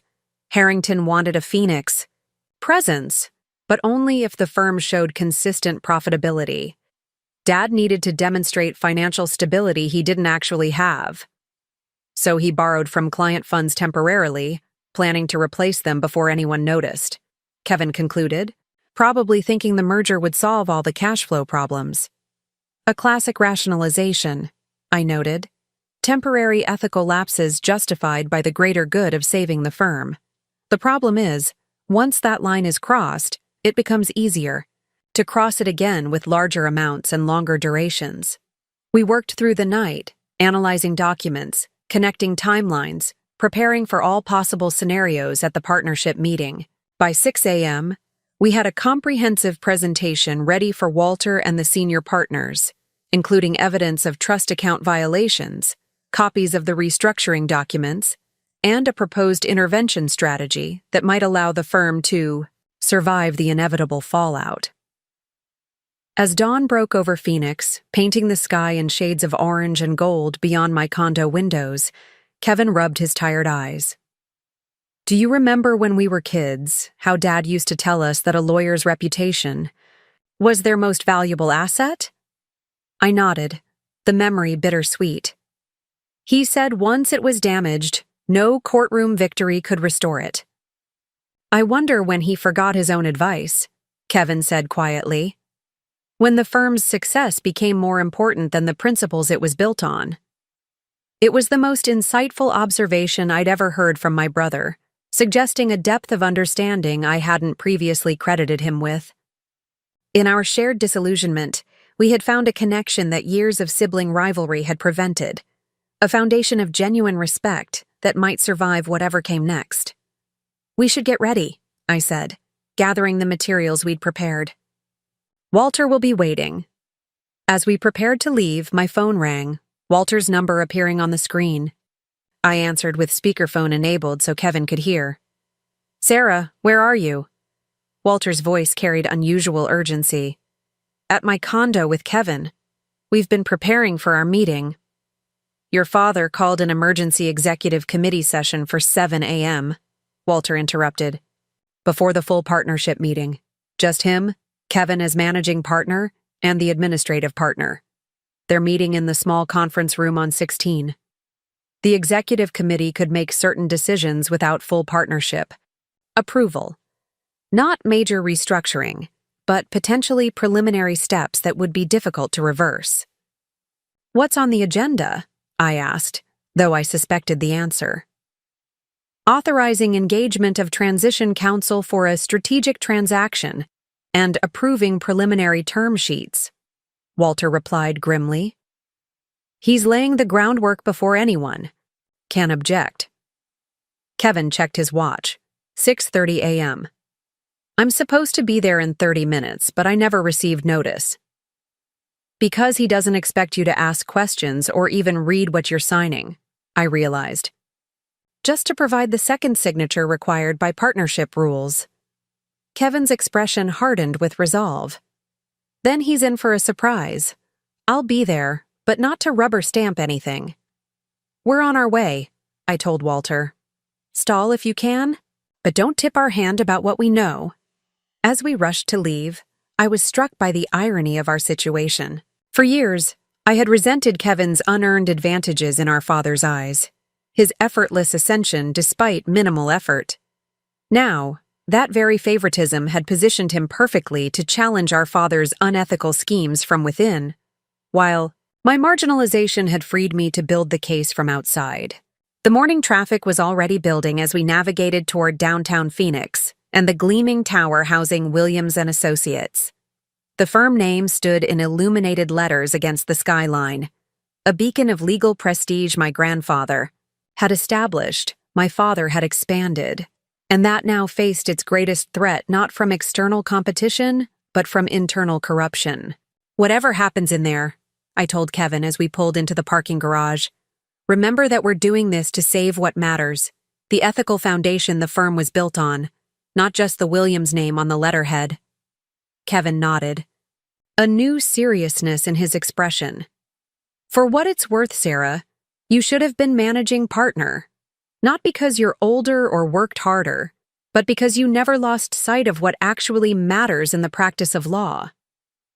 The unexpected acknowledgement caught me off guard. After years of competition and resentment, my brother was finally seeing me clearly, just as I was beginning to see depths in him I'd previously dismissed. Let's go save our grandfather's firm, I replied, leading the way to the elevator that would carry us to a confrontation neither of us had ever anticipated, but that both of us now recognized as necessary, not just for the firm or our careers, but for the integrity of the legal profession we had both sworn to uphold. The executive committee meeting was already underway when we reached the 16th floor. Through the glass walls of the small conference room, I could see my father standing at the head of the table, gesturing emphatically, while administrative partner Thomas Morgan nodded along, taking notes. Both men looked up in surprise as Kevin pushed open the door with me close behind. Kevin, you're late, my father said, recovering quickly. And Sarah, this is an executive committee meeting. You weren't invited. As a named partner with equity stake, I have standing to attend any firm meeting, I replied smoothly, taking a seat opposite Morgan. Partnership Bylaws, Section 4.3. My father's jaw tightened almost imperceptibly. He hadn't expected me to invoke the bylaws he himself had drafted years ago to ensure his access to all firm functions. Fine. We were just reviewing some routine administrative matters before the full partnership meeting. Routine matters like engaging Sullivan and Pierce for transition counsel? I asked, nodding toward the engagement letter visible on the table. Sullivan and Pierce was a firm specializing in law firm mergers and dissolutions, hardly routine counsel. Morgan shifted uncomfortably, glancing between my father and me. Thomas had been with the firm since my grandfather's days, handling administrative functions competently but avoiding any hint of confrontation with the Williams family. He was 3 years from retirement and clearly wished to be anywhere but this increasingly tense meeting. We're exploring various strategic options, my father replied carefully. Standard practice for a firm our size in today's competitive market. Kevin took the seat beside me, his expression uncharacteristically serious. What specific options exactly? Because the documents here reference a pre-negotiated transaction structure I haven't been briefed on. My father's surprise at Kevin's question was evident. He had expected his son to simply sign whatever was placed before him, as he had done with countless motions and briefs throughout his mediocre legal career. The emergence of a questioning engaged Kevin clearly hadn't been part of his plan. The specifics are still being finalized, my father hedged. I didn't want to burden you with preliminary details that might change. As managing partner, I should be informed of all significant firm developments, Kevin pressed, using the very title my father had bestowed upon him, especially ones requiring outside counsel at $500 per hour. I nearly smiled at the irony. My father had elevated Kevin precisely because he assumed his son wouldn't ask difficult questions or examine documents closely. Now that same promotion gave Kevin standing to challenge him directly. Morgan cleared his throat nervously. Perhaps we should postpone this discussion until after the full partnership meeting. The other partners will be arriving soon. No, my father said sharply. We need these authorizations now to proceed with the agenda I've prepared. He slid documents across the table toward Kevin. These simply authorize preliminary discussions. Nothing binding. Kevin made no move to take the papers. What preliminary discussions? With whom? My father's patience was visibly thinning. Kevin, sign the authorizations. We can discuss details later. I'm not signing anything without understanding what it authorizes, Kevin replied firmly. That's basic legal practice, isn't it, Dad? Never sign what you haven't read and understood. The echo of our father's oft-repeated advice hung in the air between them. For a moment, genuine uncertainty flickered across my father's face as he realized his carefully constructed plan was encountering unexpected resistance from the very person he'd positioned as his compliant successor. This is about a potential strategic alignment with Harrington Global's legal department, he finally admitted. A merger that would significantly expand our corporate practice and secure our firm's future. A merger that would dissolve the existing partnership and create a new entity where you and James Harrington control 70% of equity, I added, watching Morgan's eyes widen in surprise. While using the incapacity provisions to force out senior partners like Walter Chen at deeply discounted valuations. My father's expression hardened. You've been going through confidential firm documents. I've been fulfilling my fiduciary duty to understand significant transactions affecting the partnership, I countered. Something you've deliberately hidden from most partners. Morgan looked increasingly alarmed. Richard, is this true? Are you planning to invoke the incapacity provisions against Walter? He just won the Sullivan case last month. Walter is nearly 70, my father replied dismissively. His performance has been declining for years. This transition is in the best interest of the firm's future. And the trust account irregularities? Kevin asked quietly. Are those also in the firm's best interest? The words landed like a physical blow. My father went completely still, his practiced courtroom composure momentarily shattered. Morgan gasped audibly, his legal training immediately recognizing the severity of what Kevin had just suggested. Trust account irregularities? Morgan repeated, his voice barely above a whisper. What trust account irregularities? My father recovered quickly. There are no irregularities. Just normal administrative timing issues with settlement distributions. Kevin is misinterpreting routine fund management. I don't think so, Kevin replied, pulling out his phone and bringing up the photos we'd taken of the financial documents. These show systematic temporary transfers from client trust accounts to operating accounts, and then to Williams Legacy Holdings, totaling over $4 million across 7 different client matters in the past 6 months alone. Morgan took the phone with trembling hands, scanning the evidence with mounting horror. As administrative partner, he was technically responsible for financial oversight, though my father had gradually centralized that control in recent years. Richard, these are client funds. They can't be used this way, even temporarily. The funds were all replaced before client disbursements, my father insisted, though his confident tone had faltered. No client was harmed. That's not the standard, and you know it, I said quietly. Misappropriation of client funds is an ethical violation regardless of intent, or whether the funds are eventually replaced. Kevin retrieved his phone from Morgan's, shaking hands. The Westfield settlement shows $2.1 million transferred to operating accounts for 11 days before being returned to the trust account. That's not a timing issue. That's conversion of client funds. My father's face flushed with anger. This is absurd. My own children spying on firm operations, making wild accusations. Not accusations, I interrupted, producing my own phone with the incriminating emails between my father and Harrington. Documented evidence showing you knowingly misused client funds to improve the firm's financial appearance ahead of the Harrington merger. Morgan abruptly stood, his face ashen. I need to remove myself from this discussion immediately and consult independent counsel. As administrative partner, I have mandatory reporting obligations to the state bar for ethical violations of this magnitude. Sit down, Thomas, my father commanded. There's a reasonable explanation for all of this. I've seen enough to trigger my ethical duty to report, Morgan replied, gathering his papers with shaking hands. I'm 3 years from retirement. Richard, I won't risk my license or face potential criminal charges for anyone, not even you. As Morgan hurried from the room, my father turned his full fury toward Kevin and me. Do you have any idea what you've done?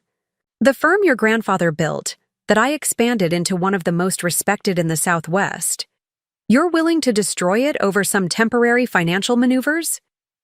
You destroyed it, Kevin replied with unexpected steadiness. When you decided client funds were available resources. When you plotted to force out partners who had given decades to building this firm. When you used me as a figurehead to distract from financial fraud. The naked hurt in Kevin's voice momentarily penetrated my father's anger. Richard Williams had always prided himself on being a masterful judge of character, yet he had completely misjudged his own son's capacity for principle when directly confronted with ethical violations. You don't understand the pressures of running a firm this size, my father said, his tone shifting to one I recognized from countless courtroom observations, the reasonable voice he used when trying to explain away damaging evidence. The recession nearly bankrupted us. I did what was necessary to keep everyone employed, to maintain our position in the market. By misappropriating client funds, I challenged. By systematically violating the most fundamental ethical obligation of our profession?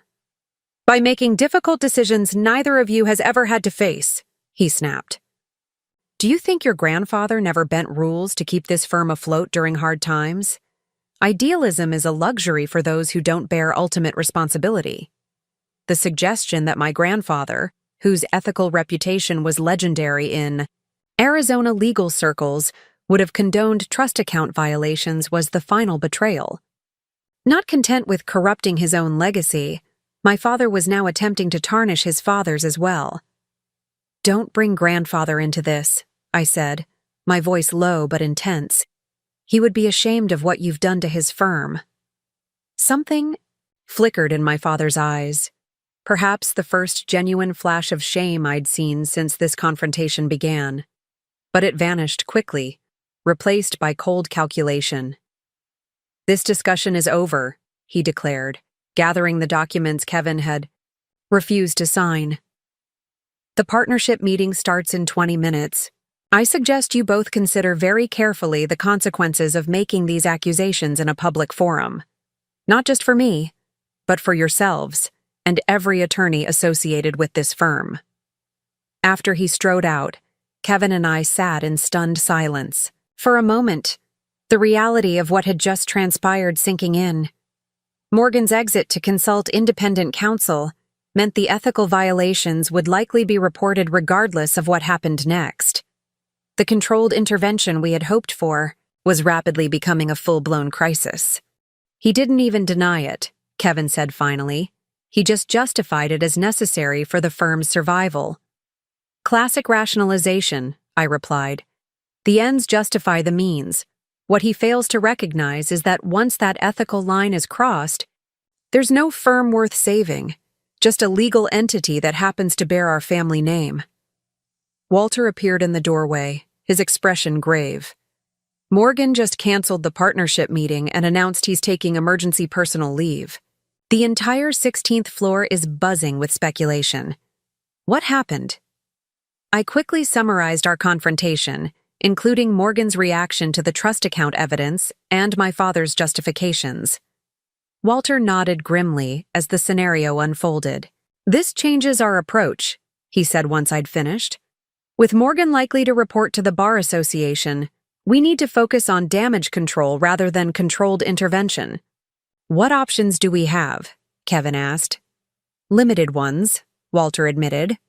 "The senior partners should be informed immediately, before they hear distorted versions from others. We need to prepare for client concerns once this becomes public, as it inevitably will, and we need to consider the possibility of removing your father from management before he can do further damage." The partnership agreement had provisions for emergency removal of managing partners in extraordinary circumstances, but such a move required 2/3 majority vote. Difficult to achieve given my father's long-standing relationships with many partners. "He'll fight it," I warned. "Dad won't go quietly, even with evidence of ethical violations."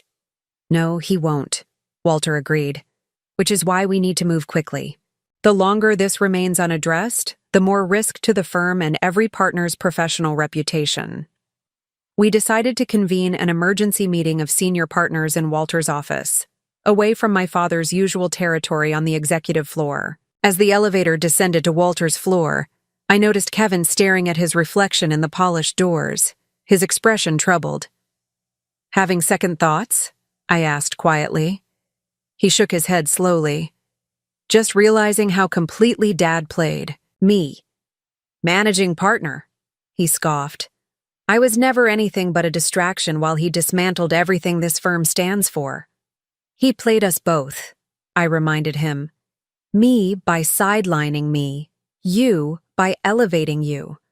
The difference is, you knew your worth regardless," Kevin replied with unexpected insight.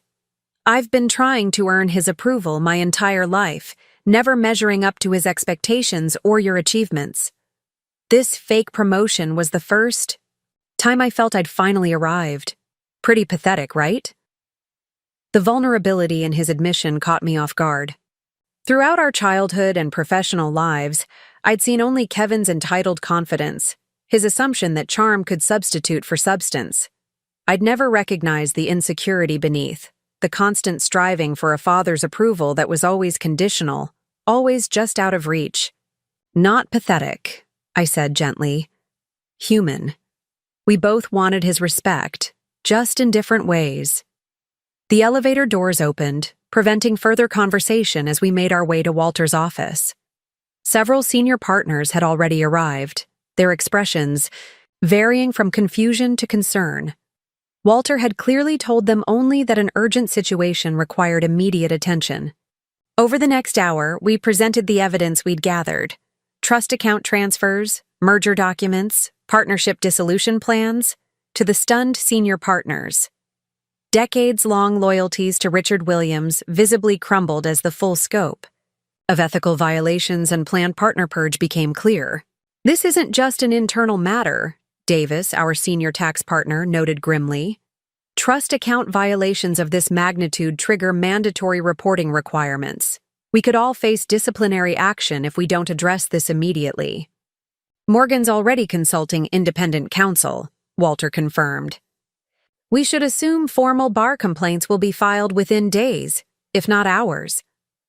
"What about clients?" Wong, head of our corporate department, asked. "The Westfield family, others whose settlement funds were misappropriated, they'll have grounds for malpractice claims against the entire firm." The gravity of the situation settled heavily on the room.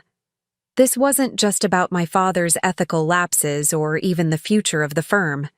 Every attorney in the partnership faced potential professional consequences from actions many hadn't known about until this moment. "We need to get ahead of this," I said, mental gears shifting from investigation to crisis management. Voluntary disclosure to affected clients, immediate audit of all trust accounts, full cooperation with bar investigators. "And Richard?" Walter asked the question everyone was thinking but hesitant to articulate. "What do we do about the founding partner?" The room fell silent. Despite the damning evidence, these attorneys had worked alongside my father for years, some for decades. They had tried cases with him, celebrated victories, weathered defeats. Professional relationships had evolved into friendships, family connections, complex webs of loyalty now strained to breaking point. "He needs to resign," Kevin said firmly, breaking the uncomfortable silence. "Voluntarily and immediately. It's the only way to begin salvaging the firm's reputation and potentially mitigate disciplinary consequences for other partners." "He won't go willingly," Martin, our oldest partner after Walter, predicted. "Richard has always identified himself completely with this firm. Leaving would be tantamount to admitting he's destroyed his father's legacy." "We invoke Article 12 of the partnership agreement," I suggested. "Emergency removal for cause. With the evidence we've presented, we should have the necessary votes." Before anyone could respond, the office door opened and my father walked in, his expression coldly furious as he surveyed the assembled partners. "An emergency meeting without notifying the managing partner. Interesting interpretation of the partnership agreement." Walter stood, his slight frame somehow imposing in its dignity. "Richard, given the circumstances, we felt it appropriate to discuss the situation without your presence initially." The situation being my children's misguided crusade based on documents they obtained improperly, my father countered smoothly. Documents that, viewed in context by experienced legal minds rather than overeager associates, reflect complex but entirely legitimate financial management during challenging economic times. The practiced courtroom cadence, the subtle undermining of Kevin's and my credibility, the redefinition of ethical violations as sophisticated management. It was a masterful performance that had swayed countless juries. I could see several partners wavering, wanting to believe there was an innocent explanation for what they'd just heard. "The Arizona rules of professional conduct don't allow for complex but legitimate misappropriation of client funds," I stated firmly. "Rule 115 is unambiguous. Client funds must remain in trust accounts until properly dispersed to clients or authorized third parties. Temporary administrative transfers that were fully rectified before any client disbursement do not constitute misappropriation under controlling case law," my father replied, seamlessly shifting to legal argument. "Martin, you remember the Clayton disciplinary matter from 2014? The distinction between technical violations and actual client harm was decisive." Martin nodded uncertainly, my father's reference to an obscure precedent creating just enough doubt to weaken his conviction. This was my father's greatest skill as a litigator, finding the precise pressure point that would undermine an opponent's certainty. Kevin, however, wasn't having it. "Stop treating this like a closing argument," he said sharply. "We're not a jury you can manipulate with selective precedent and redefined terms. We've seen the documents. We've seen the emails explicitly acknowledging these transfers were improper and needed to be concealed from regulatory review." My father's expression hardened. "You've both made serious allegations that threaten this firm's existence based on documents obtained without authorization and emails taken out of context. Before this goes any further, I suggest everyone consider the potential liability for defamation and tortious interference if these accusations prove unfounded." The thinly veiled threat had its intended effect. Several partners shifted uncomfortably, their resolve visibly weakening under the implication of personal liability. My father had spent decades building relationships with these attorneys, understanding their individual fears and pressure points. He knew exactly which buttons to push to create doubt and division. "This isn't going away, Richard," Walter said quietly. "Thomas Morgan is likely at the Bar Association right now, fulfilling his ethical duty to report. The documents exist. The trust account transfers happened. Threatening your partners won't change those facts." Something in Walter's calm certainty seemed to reach my father in a way our previous confrontations hadn't.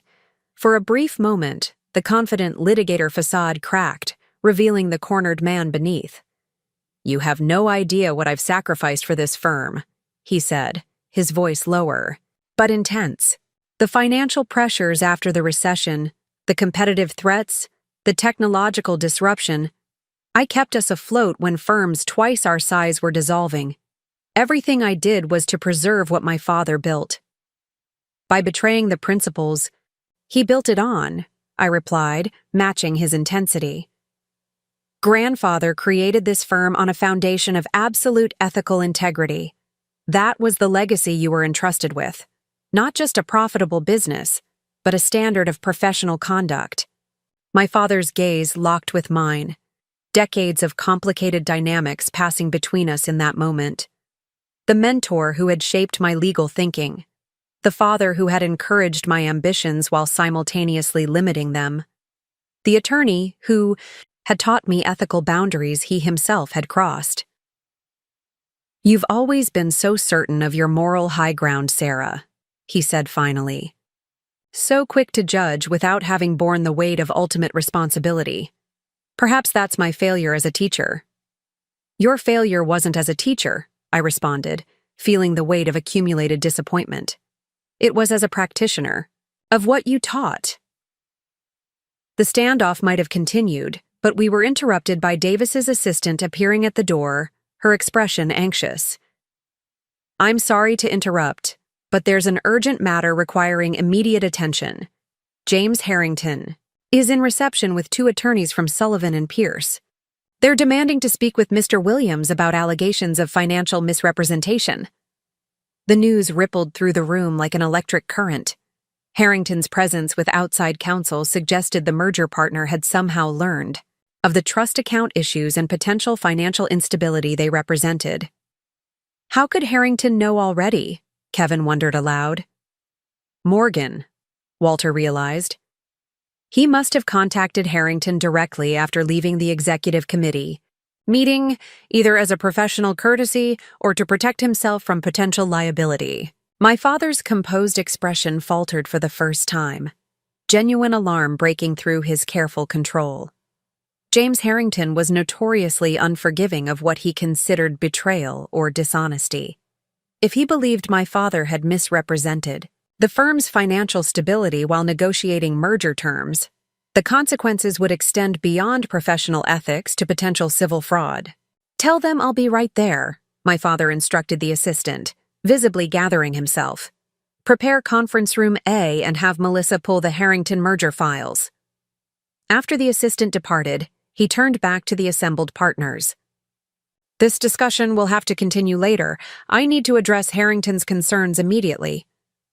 "We'll all address Harrington's concerns," Walter stated firmly. "As senior partners potentially affected by both the merger and the underlying ethical issues, we have every right to participate in that conversation." My father clearly wanted to object, but the unified front presented by the partners left him little choice. "Fine, but let me handle the initial explanations. This requires careful management to preserve the merger opportunity." As we prepared to confront Harrington and his attorneys, Kevin moved to my side. "He still thinks he can talk his way out of this," he murmured, watching our father straighten his tie and adjust his cuffs. "Ritual preparations for courtroom battle. He spent 40 years convincing people to believe his version of reality," I replied quietly. "Old habits die hard." "But they do die," Kevin noted, with unexpected wisdom. "Eventually, the facts catch up to even the most persuasive narrative." We moved as a group toward conference room A, the senior partners of Williams and Associates presenting a united front, despite the internal fractures that had been exposed that morning. Whatever personal feelings existed toward my father, anger, betrayal, lingering loyalty, professional survival now demanded collective action. James Harrington stood as we entered, his commanding physical presence matched by an aura of barely contained fury. Beside him, 2 attorneys from Sullivan and Pierce maintained professionally neutral expressions, though the documents spread before them suggested they had been reviewing the very merger terms now in question. "Richard," Harrington greeted my father coldly. "I received some disturbing information this morning regarding financial irregularities at Williams and Associates. Information that, if accurate, constitutes material misrepresentation during our merger discussions." My father stepped forward, hand extended as though this were a routine business meeting. James, I'm sure whatever you've heard has been greatly exaggerated or taken out of context. Why don't we discuss this privately? Harrington ignored the outstretched hand. Thomas Morgan provided quite specific documentation, Richard. Trust account transfers, temporary fund allocations, artificially inflated profit statements. Not the sort of thing that improves with context. The senior Sullivan and Pierce attorney, a woman whose reputation for handling law firm dissolutions was nationally recognized, spoke next. Mr. Williams, our preliminary review suggests potential violations of both ethical rules and securities regulations in how financial information was presented to Harrington Global. Given these concerns, our client is exercising the termination provisions in the preliminary agreement effective immediately. My father's carefully cultivated composure finally cracked completely. You can't terminate based on unverified allegations from a disgruntled administrative partner. The merger terms are clear. The merger terms include standard representations regarding financial stability and regulatory compliance, the attorney interrupted smoothly. Representations that appear to have been materially false when made. Harrington's expression was granite. I built my company on two principles, Richard: aggressive growth and absolute internal integrity. I can tolerate the former without the latter, but never the reverse. The irony wasn't lost on me. James Harrington, whose company had settled multiple regulatory investigations without admission of wrongdoing, positioning himself as an ethical purist. But business ethics and legal ethics operated on different planes, and my father had violated the most fundamental tenet of attorney trust. We can resolve any misunderstandings, my father insisted, desperation edging into his normally controlled voice. The partnership is prepared to make concessions on the equity distribution, accelerate the transition timeline. This isn't a negotiation, Harrington cut him off. It's a termination. My attorneys will handle the formal notifications. He turned to address the other partners. For what it's worth, I respected what this firm represented in the legal community. Its reputation for integrity was precisely why we pursued this merger. The pointed use of past tense hung in the air as Harrington and his attorneys gathered their materials and departed, leaving the partners of Williams and Associates facing the wreckage of both the merger opportunity and, potentially, the firm itself. In the silence that followed, all eyes turned to my father, the commanding presence who had directed the firm's path for decades, now standing diminished by his own actions. For the first time in my life, Richard Williams looked genuinely lost. The carefully constructed identity of successful attorney, firm leader, and family patriarch crumbling visibly. The partnership meeting will convene in 30 minutes, Walter announced, taking control of the situation. All equity partners are required to attend. We need to make immediate decisions regarding leadership transition, client notification, and regulatory compliance. As the partners filed out to prepare, I remained behind, finding myself unexpectedly alone with my father, the man who had shaped my legal mind, whose approval I had sought my entire career, whose ethical teachings I had internalized even as he himself abandoned them. Was it worth it? I asked softly. Trading everything you built, everything you taught us to value, for a merger that's now collapsed anyway? My father didn't meet my eyes, staring instead at the conference table where moments before his carefully constructed future had disintegrated. You think you understand what happened here, but you don't. The pressures of maintaining a mid-sized firm in today's legal market. Stop, I interrupted. No more justifications, no more rationalizations. Just once, acknowledge what you actually did. For a moment, I thought he would continue the defense, the deflection, the reframing of ethical violations as necessary business decisions. But something had broken in Richard Williams with Harrington's departure. Perhaps the final self-deception that his actions had at least served a greater purpose in securing the firm's future. I lost sight of the line, he admitted, his voice barely audible. One small compromise led to another, each one easier to justify than the last. By the time I realized how far I'd gone, there seemed no way back except forward through the merger. It wasn't a full acknowledgement, but it was perhaps as close to genuine contrition as my father was capable of in that moment. The partner meeting would address the professional consequences of his actions, but the personal fallout, for our family, for the legacy of 3 generations of Williams attorneys, was only beginning to unfold. "The partner meeting starts soon," I said, turning to leave. "You should prepare a statement. The firm deserves that much at least." As I walked toward the door, his voice stopped me. "Sarah." I turned back to find him watching me with an expression I couldn't quite define. Regret, perhaps, or reluctant. Pride. "You were always the better lawyer. The partnership should have been yours." The acknowledgement I had sought for years came too late and under the worst possible circumstances. It offered no satisfaction, no vindication, only a hollow confirmation of what should have been obvious all along. "It was never about the title, Dad," I replied quietly. "It was about upholding what the firm was supposed to stand for, what you taught me it stood for." I left him there, a solitary figure in the conference room where countless legal strategies had been formulated, client victories planned, firm futures mapped. Now those same walls would witness the dismantling of Richard Williams's career and the challenging rebirth of the firm that bore his name, if it survived at all. The emergency partnership meeting lasted for 6 grueling hours. Decades of professional relationships, personal loyalties, and firm history collided with the stark reality of ethical violations that could not be ignored. My father, to his credit, abandoned further attempts at justification. He presented a concise statement acknowledging the trust account transfers while emphasizing that all client funds had ultimately been restored before disbursement.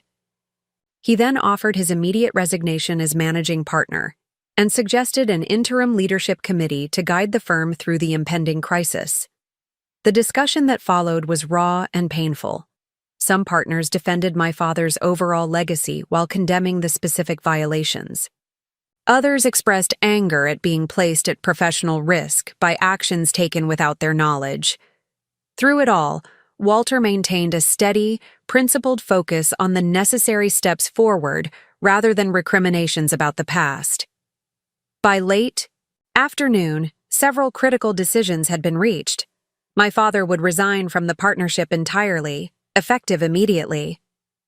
A 3-person executive committee consisting of Walter, Davis, and Wong would assume temporary leadership. All clients affected by trust account transfers would be notified personally, with full disclosure and offers to waive outstanding fees.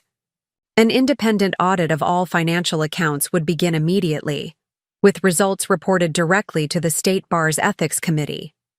As the shell-shocked partners dispersed, I found myself in Walter's office with Kevin, attempting to process the seismic shift in our professional and personal landscapes. The firm that had been our legacy, our future, our very identity, was now fighting for survival. The father who had shaped our legal careers was facing potential disbarment and possibly criminal charges. "What happens tomorrow?" Kevin asked, the bravado completely stripped from his voice. "How do we even begin to address this with staff, with clients?" Walter sighed, the weight of leadership already visible in his posture. "We start with absolute transparency. The firm-wide meeting first thing in the morning will outline exactly what happened and the steps we're taking to address it. Then we begin the client notifications, starting with those directly affected by the trust account issues." "And Dad?" I asked quietly. "The partnership has agreed to cover the cost of ethics counsel," Walter replied. "Beyond that, Richard will need to navigate the disciplinary process on his own. Given the documentation and his admission in the partnership meeting, suspension of his license is the best-case scenario." The clinical discussion of my father's professional demise felt surreal. despite the anger and betrayal, despite the clear, ethical violations. Some part of me still struggled to reconcile the principled attorney who had mentored me with the man who had systematically undermined those same principles. "You both should go home," Walter advised, noting our exhaustion. "Tomorrow will require all our strength and focus." Kevin and I walked silently to the parking garage, both too emotionally drained for further discussion. As we reached our cars, he hesitated. "I don't think I can face Mom alone tonight. She's been calling nonstop since the partner meeting began." I checked my phone to find 17 missed calls from Elizabeth Williams. News traveled quickly in legal circles. She undoubtedly knew something significant had occurred, even if she didn't yet understand the full magnitude. "We should tell her together," I agreed. "This affects her future as much as anyone's." The drive to my parents' home felt like passage into foreign territory. The familiar streets of the historic district, the stately colonial where I'd grown up preparing for a legal career in my father's image, all seemed altered by the events of the day, as if the physical landscape had been reshaped by the collapse of what I thought I knew about my family and our firm. My mother opened the door before we could ring the bell, her usually perfect appearance showing signs of distress, hair slightly disheveled, makeup fading after hours of worry. "Where have you been? What's happening? Your father isn't answering his phone, and Eliza Patterson called saying Richard had resigned from the firm. That can't possibly be right." Kevin and I exchanged glances, silently negotiating who would deliver the news that would shatter my mother's carefully constructed world. To my surprise, Kevin stepped forward, gently guiding her into the living room. "Mom, we need to talk about some serious issues at the firm," he began, his voice steadier than I'd expected. "Dad has resigned, and there are some regulatory matters that will become public soon." "Regulatory matters," she repeated, confusion evident. "What does that mean? Some sort of technical violation? That can be handled with a fine or whatever is needed. There's no reason to resign over something administrative." "It's more serious than that," I said, taking a seat opposite her. "There were improper transfers of client funds from trust accounts. Dad has admitted to using settlement money temporarily for firm expenses." My mother stared at me blankly. "I don't understand what that means." "It means he took money that belonged to clients and used it for other purposes," Kevin explained gently. "It's one of the most serious ethical violations an attorney can commit." "That's absurd," she protested immediately. "Your father is scrupulous about ethical matters. He lectures at the law school on professional responsibility." "There must be some mistake." "There's no mistake, Mom," I said quietly. "The documentation is clear, and Dad has acknowledged the transfers. They happened over several months, increasing in frequency and amount as the firm faced financial pressure."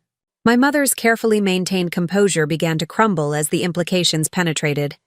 "What does this mean? For the firm? For your father's license? For us?" We outlined the likely consequences as compassionately as possible. The bar disciplinary process, potential suspension or disbarment, possible financial penalties, the uncertain future of the firm, the inevitable social fallout as the scandal became public knowledge. "Where is he now?" she asked finally, her voice small. "We don't know," Kevin admitted. "He left the office after the partnership meeting. He's not answering his phone." My mother's hands trembled slightly as she smoothed her skirt, a nervous gesture I'd rarely seen from this woman who prided herself on perfect self-control. 40 years, she said softly. 40 years building a reputation, a position in this community. Gone in a single day. Her focus on reputation rather than the ethical breach itself was quintessentially Elizabeth Williams. Throughout my childhood, appearance had always mattered more than substance in her worldview. The right schools, the right social connections, the right neighborhood, all carefully cultivated to maintain the image of the perfect legal family.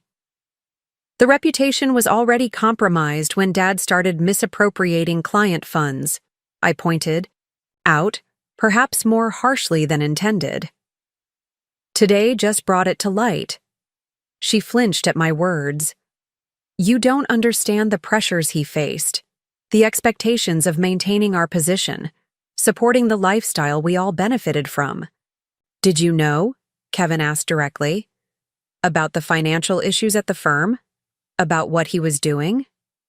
My mother's gaze dropped to her hands. Not specifically. I knew there were cash flow concerns after the recession. Richard was working longer hours, more stressed than I'd ever seen him. He mentioned several times that maintaining appearances was crucial while the firm stabilized. The evasive answer revealed more than she likely intended. Elizabeth Williams might not have known the specific mechanism of my father's ethical violations, but she had understood that corners were being cut, that the family's lifestyle exceeded the firm's legitimate capacity to support it. The birthday gala will need to be canceled, she said suddenly, the non sequitur revealing how her mind was jumping between practical implications. And the club membership will likely have to go. People will talk, of course, the Hendersons. Daughter just made partner at Morrison Foster. Perhaps I should reach out about positions for both of you there? The suggestion that we simply transfer to another prestigious firm, as if the ethical crisis were merely a career inconvenience, demonstrated how fundamentally my mother misunderstood the situation.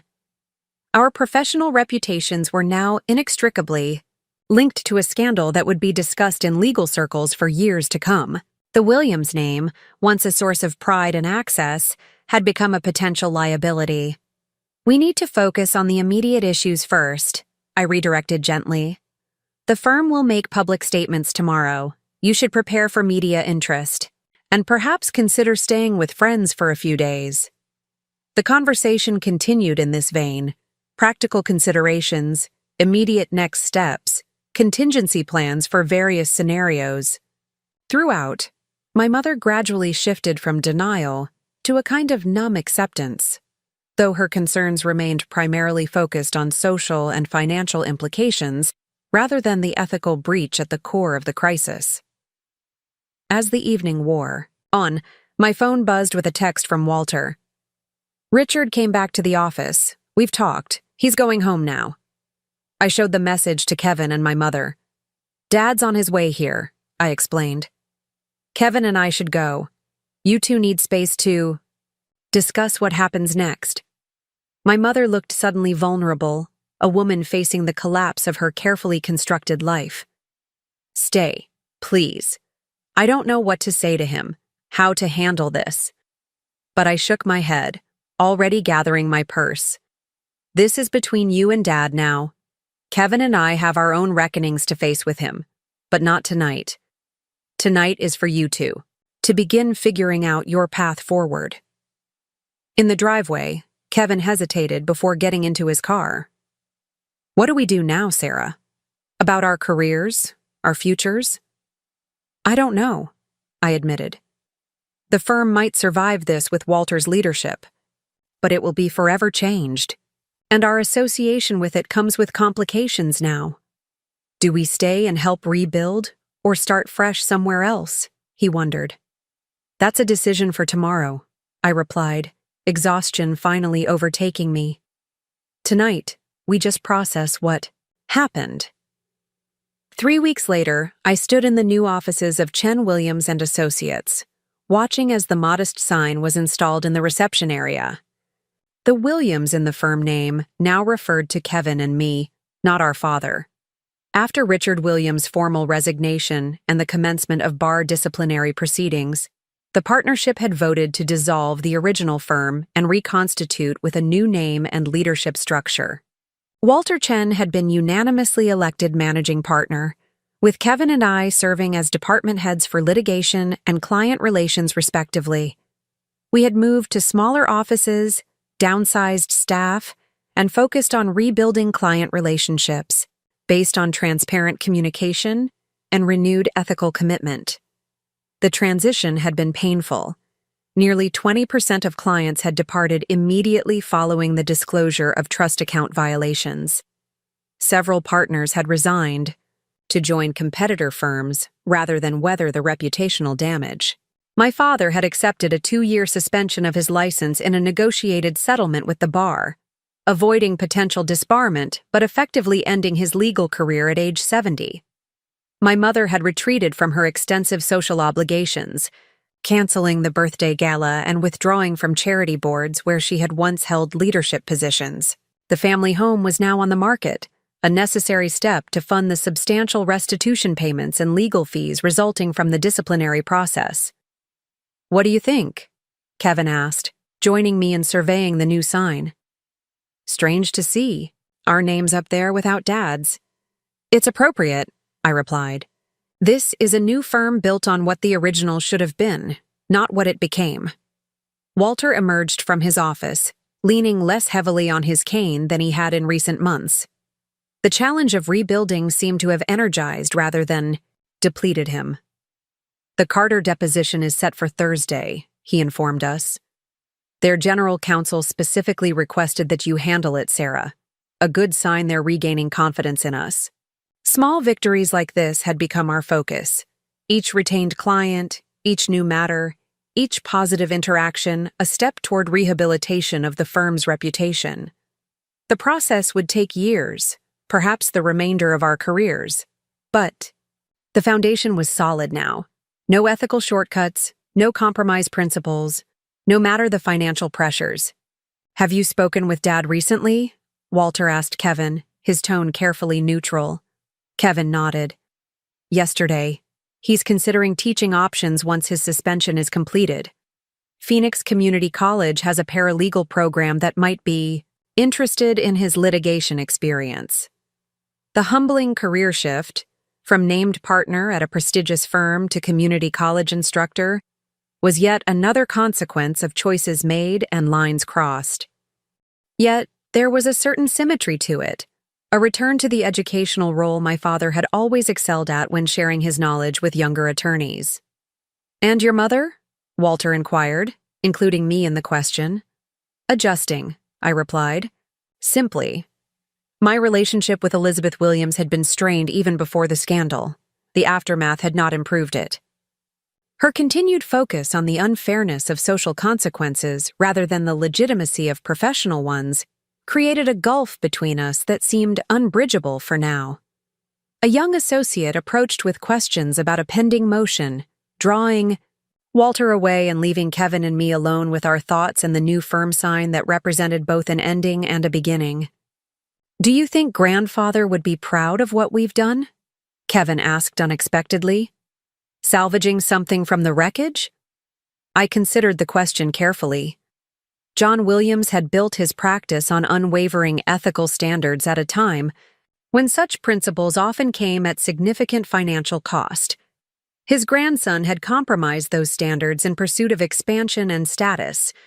His great-grandchildren had exposed those compromises and attempted to restore the original foundation. "I think he would recognize what we're trying to do," I said finally. "Rebuild based on what matters most in this profession: trust, integrity, service to clients rather than self." Kevin nodded thoughtfully. "I never really understood that before. I saw the law as a path to status, to Dad's approval. I never fully grasped what it meant to be entrusted with other people's problems, their funds, their futures." His admission reflected a profound transformation. The entitled, somewhat shallow brother who had accepted unearned promotion was evolving into a thoughtful attorney who understood the weight of professional responsibility. Perhaps this crisis, for all its pain, had forged him into the lawyer he might never otherwise have become. "We should get back to work," I suggested, turning from the sign toward the modest suite of offices that now housed our professional aspirations. "The Westbrook brief is due tomorrow, and I promised Martinez we'd review his draft settlement agreement by end of day." As we walked through the reception area, a potential new client waited nervously, case files clutched in hand. The work continued. Less prestigious perhaps than before, more challenging given our damaged reputation, but ultimately more meaningful because we now understood exactly what we were fighting to rebuild. Not just a law firm that happened to bear our family name, but the principles that name had once stood for, and with dedication and integrity, might stand for again. Up next, you've got 2 more standout stories right on your screen. If this one hit the mark, you won't want to pass these up. Just click and check them out.